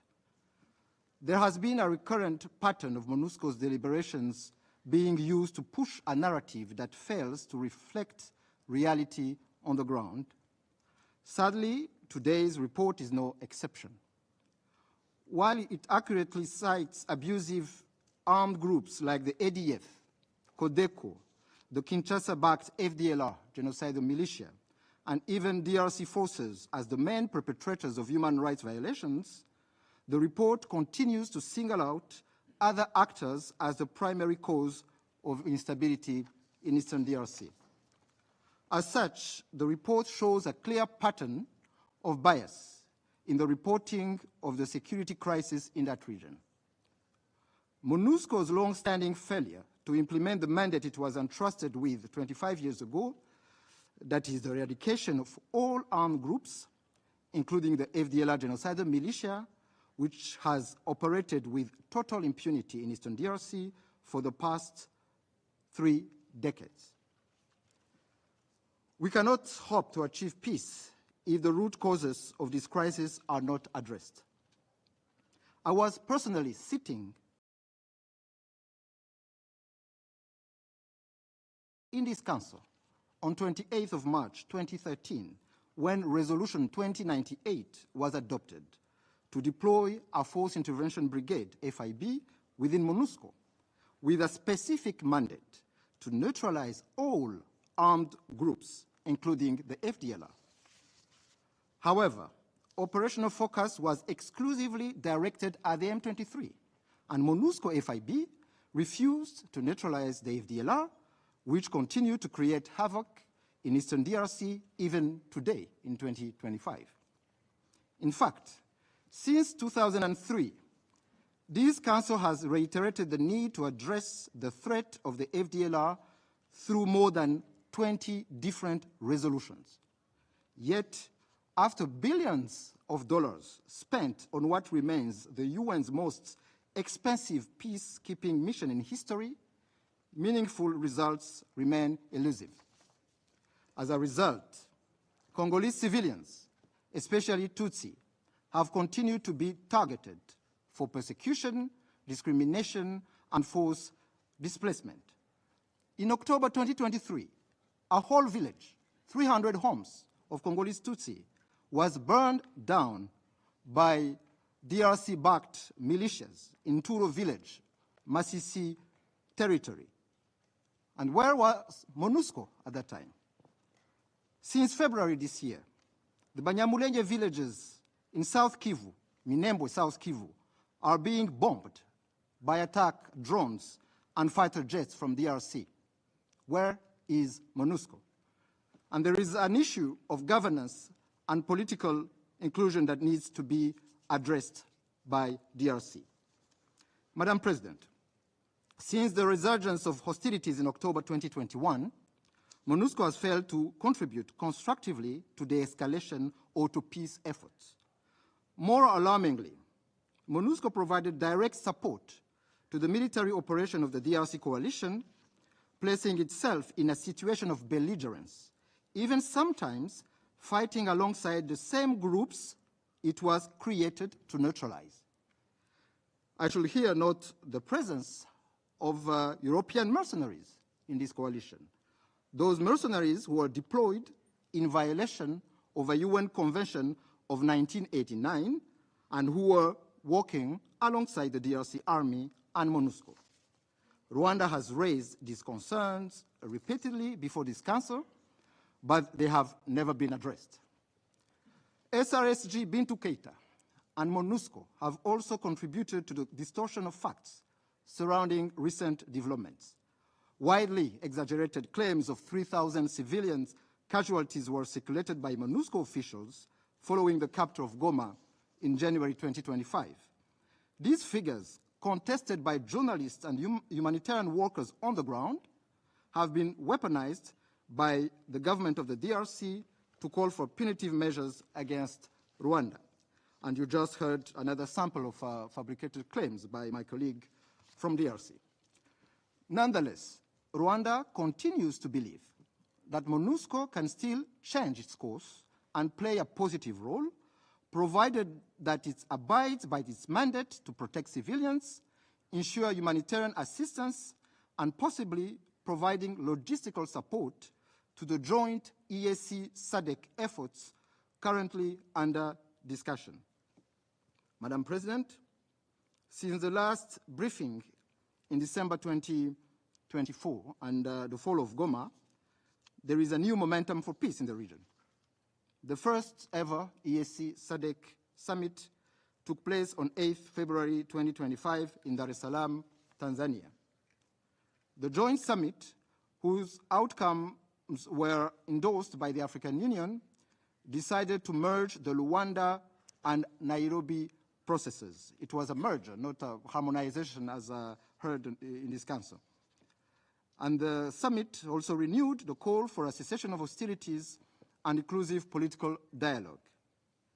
This dialogue will be guided by an enlarged panel of 5 facilitators from across Africa under the stewardship of the African Union chairperson. Rwanda welcomes and fully supports these developments.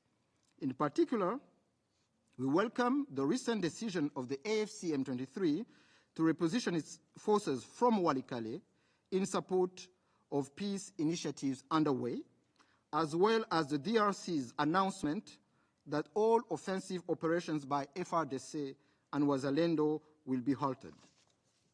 We further urge the international community and the Security Council to support this African-led process. To conclude, Madam President, I would like to reiterate that for the last 31 years, Rwanda has worked hard to build unity, reconciliation, stability, and economic growth to promote the rights of vulnerable groups across the board. A sustainable political solution with long-term security guarantees for Rwanda will allow us to get back to the serious and urgent work of developing our country and integrating our region together with our neighbors. Rwanda has always wanted a lasting political and security settlement for the region. In this regard, we are committed to working with all parties to ensure that we stick to commitments made, particularly the joint EAC SADC summit process and other complementary confidence-building initiatives. I thank you. I thank His Excellency, the Minister of Foreign Affairs and International Cooperation of Rwanda, and I now give the floor to the representative of Angola. Madam President, distinguished members of the Security Council, allow us, first of all, to salute you, Madam President, for organizing this debate on the situation in the Democratic Republic of Congo, DRC, and the work carried out by United Nations Stabilization Mission in DRC, MONUSCO. We welcome the presence of His Excellency Oliver Ndungire, Minister of Foreign Affairs and International Cooperation of the Republic of Rwanda, and His Excellency Ambassador Zanon Mukongo Ngai, Permanent Representative of DRC to the United Nations. We also welcome Burundi's participation in this meeting. We thank the Honorable Madame Bintou Keita, Special Representative of UN Secretary General for the DRC and Head of MONUSCO, for presenting the relevant report of the Secretary General on MONUSCO. We share the concerns expressed in the political, defense and security, protection of civilians and human rights fields, and take note of the observations contained in the report. We will also avail the opportunity to welcome the participation of Ms. Charlotte Slente, Secretary General of the Danish Refugee Council. Madam President, Angola remains very concerned about the situation in eastern DRC and the continued advance and consequent occupation of territory by M23. These actions, which are occurring despite ongoing regional and international efforts towards a political and negotiated solution to the conflict, compromise peace and stability in DRC, puts its sovereignty and integrity at risk, worsen the humanitarian situation, and threaten security in the Great Lake regions and on the continent.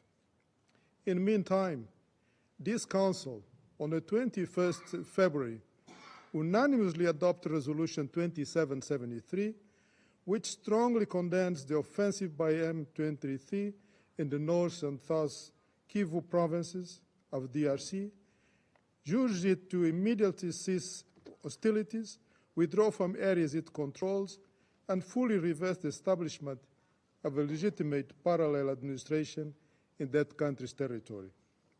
Madam President, allow us to highlight 2 points about the situation in DRC.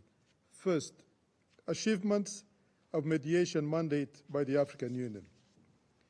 In May 2022, the African Union, AU, mandated His Excellency João Manuel Gonçalves Lourenço, President of the Republic of Angola, as President of the International Conference on the Great Lake region, to mediate the political crisis between DRC and Rwanda. At the end of several rounds of negotiations, by December 2024, the Luanda process had already recorded notable progress, which must be preserved within the framework of efforts to achieve peace and stability in the Eastern DRC. An Angola, DRC, Rwanda tripartite presidential summit was scheduled for 15 December in Luanda, Angola, with the aim of finalizing and consolidating the peace agreement. However, this ended up not happening due to a disagreement regarding the resolution of the M23 issue, as Rwanda insisted that it be addressed, while the DRC considered it did not fit into the framework of the Luanda process. It should be noted that the progress achieved under the Luanda process creates a new dynamic and urgency in advancing the Nairobi process, a diplomatic mechanism responsible for addressing issues related to the different armed groups operating in DRC, including M23. Angola has always believed in the need, in parallel with efforts to normalize relations between DRC and Rwanda, to also take place direct negotiations between the government of DRC and the M23 as part of the peace process. With full consent and in coordination with both parties, Angola mediation created the condition for the first round of direct talks to take place in Luanda on 18 March. However, at the last minute, such meeting did not take place due to several factors, some of them external and foreign to an African solution to this conflict. Second, relevance of the Luanda-Nairobi process. The understanding reached to date within the framework of the Luanda process constitutes a solid and comprehensive political basis capable of advancing efforts to promote peace in Eastern DRC. The EU Commission recognized that the Luanda process has contributed significantly to creating conditions for dialogue and regional and international engagement, offering a valuable platform for fostering mutual understanding in pursuit of peace, security, and stability in Eastern DRC.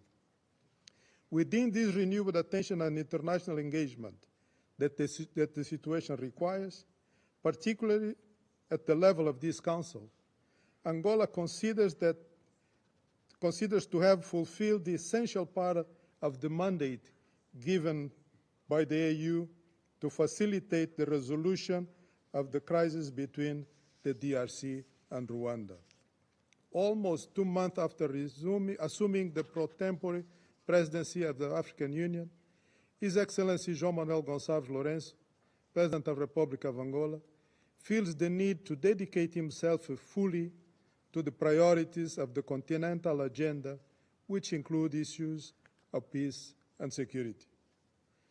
Madam President, for Angola, the strict observance of the ceasefire agreed between the parties, the immediate cessation of all hostilities, the implementation of concepts of operation of the harmonized plan for the neutralization of the FDLR and the lifting of Rwanda defensive measures, and the deployment of reinforced verification mechanisms constitute fundamental steps towards a peaceful resolution of the conflict in Eastern DRC.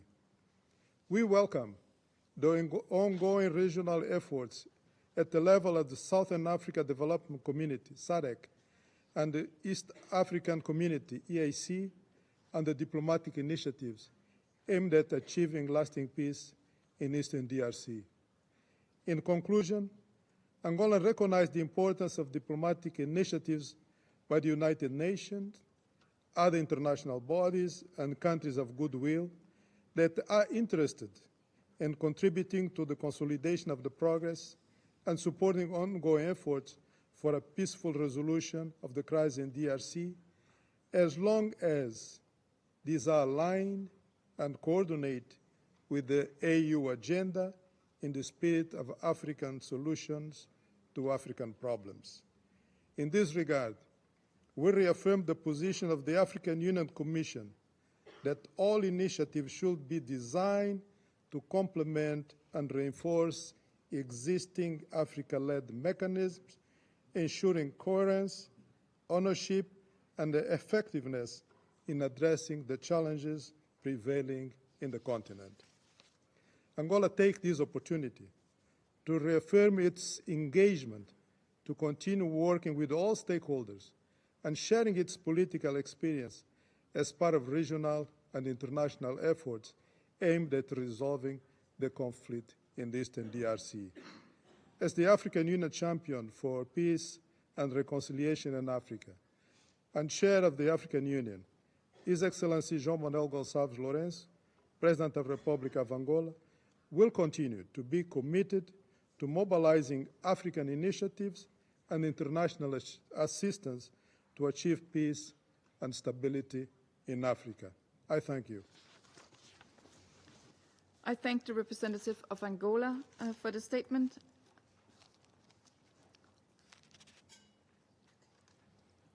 And I now give the floor to the representative of Burundi.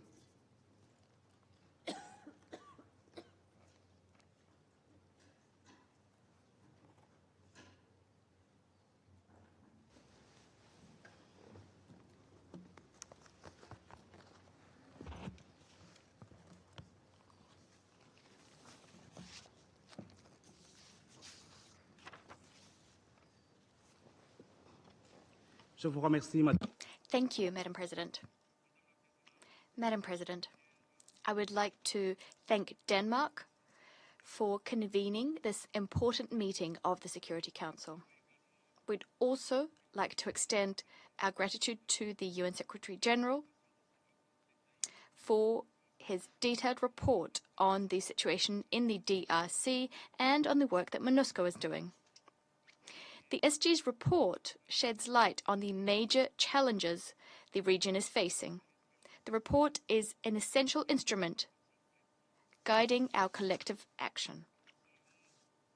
We welcome, Madam President, the presence of Ms. Bintou Keita. We underscore that Ms. Keita's stellar work, as well as the remarkable work being done by all MONUSCO personnel to discharge its mandate is laudable. We welcome the participation of Ms. Charlotte Slente, Secretary General of the Danish Refugee Council, in this meeting. Thank you for your laudable efforts geared towards assisting refugees in the Great Lakes region. In particular, we'd like to commend the participation in this session of His Excellency Mr. Olivier Nduhungirehe, the Minister of Foreign Affairs and International Cooperation of Rwanda, as well as our colleagues from the DRC and Angola. My delegation welcomes the detailed briefings delivered to us this morning. They highlight the major challenges and the current tensions in the DRC. We reiterate our unswerving support to MONUSCO as it implements its mandate. At the same time, we would like to underscore that it is only a comprehensive political solution, as well as close regional cooperation, that will be able to put an end to the current crisis and achieve lasting peace in the Democratic Republic of the Congo. In light of the situation in the east of the DRC, we would like to make the following remarks. First, we'd like to speak to humanitarian concerns and human rights violations. Burundi welcomes the sustained efforts undertaken by the Secretary General of the United Nations and by the Security Council with a view to maintaining peace and stability in the Great Lakes region. Nonetheless, the humanitarian situation in the east of the DRC remains alarming. We're seeing growing humanitarian suffering, the suffering of civilians, and this calls for immediate and concrete measures to be taken. The reports drafted by the Secretary General, Security Council resolutions, as well as the report of the Human Rights Council, note alarming levels of sexual violence, as well as serious violations of the rights of women, children, and older persons who are the most vulnerable in this conflict context. Burundi calls for stepped-up action so as to protect these vulnerable people and to guarantee their security and dignity, in keeping with the principles of international humanitarian law. Murders, abductions, and sexual violence are being inflicted on civilians. These amount to serious violations of human rights and must be staunchly condemned. My second point is support for Resolution 2773 of the Security Council. Over a month has passed since Resolution 2773 was adopted by the Security Council on the 21st of February. The resolution demanded the immediate end of the M23 offensive, as well as the withdrawal of Rwandan forces and of the M23 from Goma, Bukavu, and from all areas under their control, as well as the effective implementation of this resolution remains wanting. The Security Council is duty-bound to do everything it can to ensure the implementation of 2773 on the situation in the DRC, because the resolutions of this august body are legally binding. Non-compliance with these resolutions risks weakening the authority of this council, which is enshrined in the United Nations Charter. They could also perpetuate impunity in the Eastern DRC. This council has the means and the tools to make sure its resolutions are implemented. Burundi would also like to deplore the fact that the M23 offensive is continuing despite multiple calls for peace emanating from SADC, the EAC, ECAS, and from the EAC SADC. We've heard these over the course of the last 2 months. Burundi urges all parties to fully respect their commitments, to revert to the path of dialogue, and to take concrete and measurable action on the ground so as to achieve a lasting political solution. This brings me to my third point: regional initiatives. The ECAS, EAC, and SADC regional initiatives have all involved a call for an immediate ceasefire and for the reopening of humanitarian corridors and airports. These are commendable. Burundi also welcomes the recent report issued following the joint meeting of chiefs of defense, the chiefs of defense of the EAC SADC, as well as the proposed roadmap. Nevertheless, we'd like to recall that this roadmap should also take into consideration the disengagement and withdrawal of uninvited forces present in the DRC, as well as the disarmament of armed groups. Burundi would like to express its gratitude to the President of Angola. We're grateful for his efforts within the framework of the Luanda process. We remain convinced, firmly so, that African solutions and African mediation efforts are the most appropriate way of solving African problems. Any initiative that can contribute to lasting peace in the Eastern DRC, complementing the Luanda and Nairobi processes, which are on their way to being merged, any such initiative is welcome, although it is no substitute for existing processes. With this in mind, Burundi calls for an inter-Congolese dialogue that is inclusive. I'd like to highlight that, without any meddling, in which all stakeholders would actively commit themselves to genuine and lasting peace. We also call for all armed groups, local and foreign, to be disbanded, and for the latter to be repatriated to their countries of origin. Fourth, illegal exploitation of natural resources. This issue, that is, the illicit exploitation of natural resources, remains one of the main drivers of conflict in the region. Burundi fully supports the regional initiative on the part of the International Conference of the Great Lakes region, geared towards combating this corrosive practice. We call for enhanced cooperation between the states concerned so as to eradicate this phenomenon, which foments violence and instability throughout the region. Fifth, the humanitarian impact of the crisis on Burundi. My country, Burundi, owing to its geographical proximity to the affected areas, is being directly beset by the consequences of this deadly invasion. Since the joint summit held on the 8th of February, Burundi has welcomed over 60,000 Congolese refugees seeking protection. As things stand, over 120,000 refugees are being housed in camps located throughout Burundi, exerting growing pressure on limited resources. Burundi urgently appeals to regional and international solidarity so as to confront this humanitarian crisis. 6. Our commitment to a lasting political solution. Burundi would like to reiterate its commitment to seeking a lasting political solution to the conflict in the DRC, in keeping with the peace plan put forward by the government of my country. We stand convinced that in the face of civilian suffering and mass violations of international humanitarian law and human rights,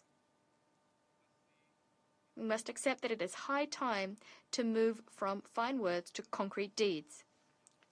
By way of conclusion, Madam President, the international community must step up its efforts so as to ensure respect for the national sovereignty and the territorial integrity of the DRC, and to do this through the effective implementation of UN Security Council Resolution 2773, as well as the other various measures that regional actors have already undertaken. Non-respect for the territorial integrity of the DRC could set a dangerous precedent.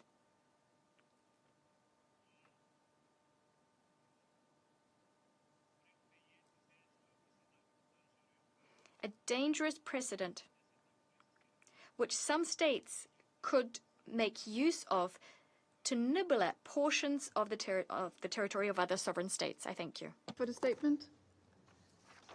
The representative of the Democratic Republic of the Congo has asked for the floor to make a further statement.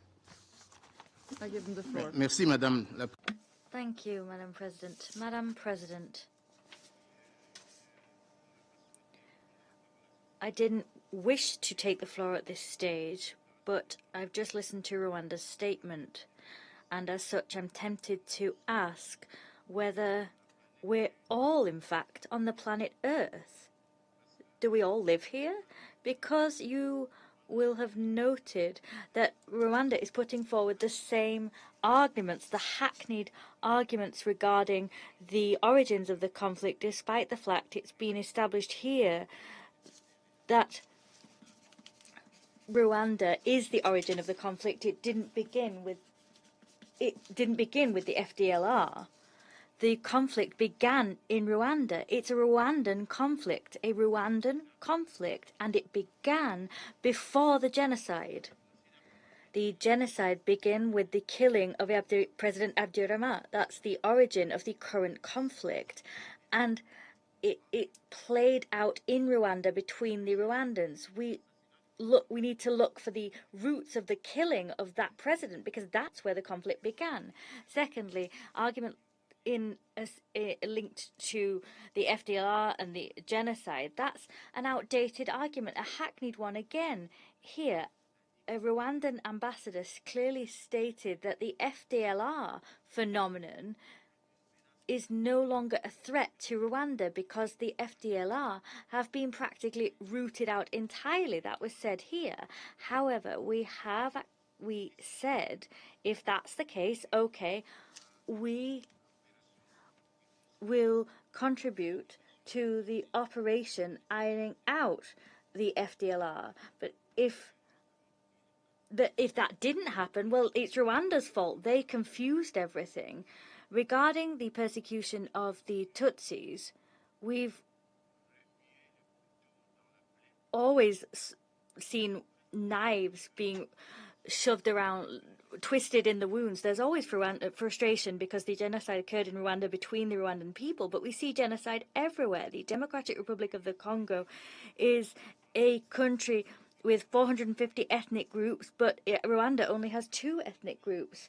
So the Rwandan conflict cannot be transposed onto the DRC. It's not logical for us to target or target one ethnic group when we have 450. I did take the floor, Madam President, to react to the stance, the insulting stance adopted by Rwanda against the United Nations and MONUSCO. We can't understand Rwanda as a TCC denigrating throughout the whole day UN reports saying that Rwanda is invading the territory of the DRC, including the fact that they're perpetrating grave violations of human rights. That's what MONUSCO has reported to us here. We can't understand that Rwanda, as a TCC, is slandering these reports, besmirching MONUSCO's work, but nevertheless welcomes the fact that Rwandan nationals are appointed by the Secretary-General to senior positions in the United Nations, and at the same time they're delighted to be a TCC to the United Nations, despite the fact that they never accept a single report that it issues. That's what I wanted to come back to, Madam President. I remain here. I'll stop there, and I thank you. I thank the representative of the Democratic Republic of the Congo for the statement. His Excellency the Minister of Foreign Affairs and International Cooperation of Rwanda has asked for the floor to make a further statement. I give him the floor. Merci beaucoup, Madame la Présidente. Thank you, Madam President. 2 points. I'd like to raise 2 points. First, the origins of the conflict. It's true that in 11 days we will be commemorating the 31st anniversary of the genocide perpetrated by the Tutsis in Rwanda. We have a population of 7.5 million and over 1 million people perished. The army, the militias who committed this genocide, they went to what was called the ex-Zaire, which is now the DRC. This movement, these groups, in fact, which are now called the FDLR, were maintained, supported, funded by successive governments in ex-Zaire and the DRC. Just a few days ago,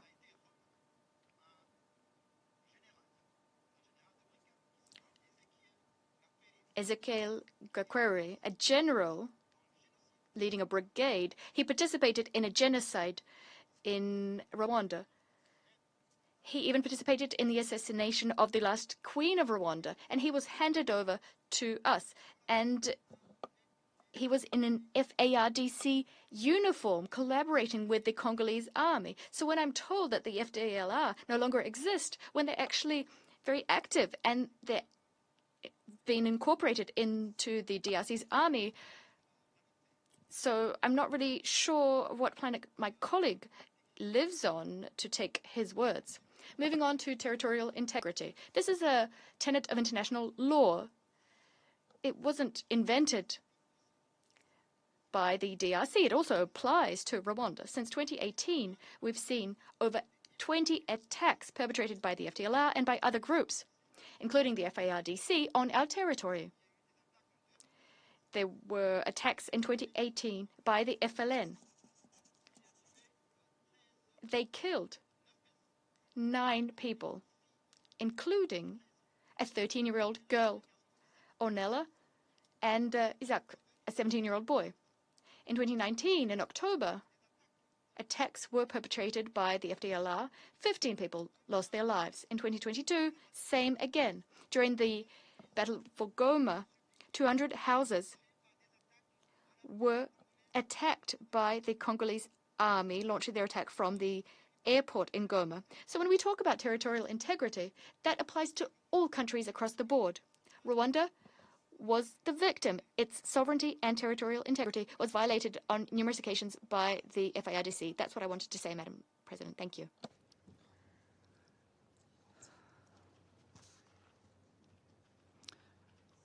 I believe the Prague Council has now had the opportunity to hear perspectives of all participants several times. With this in mind, we close the speakers list now. There are no more names inscribed of the list of speakers. I now invite the Council members to informal consultations to continue our discussion of the subject. The meeting is adjourned.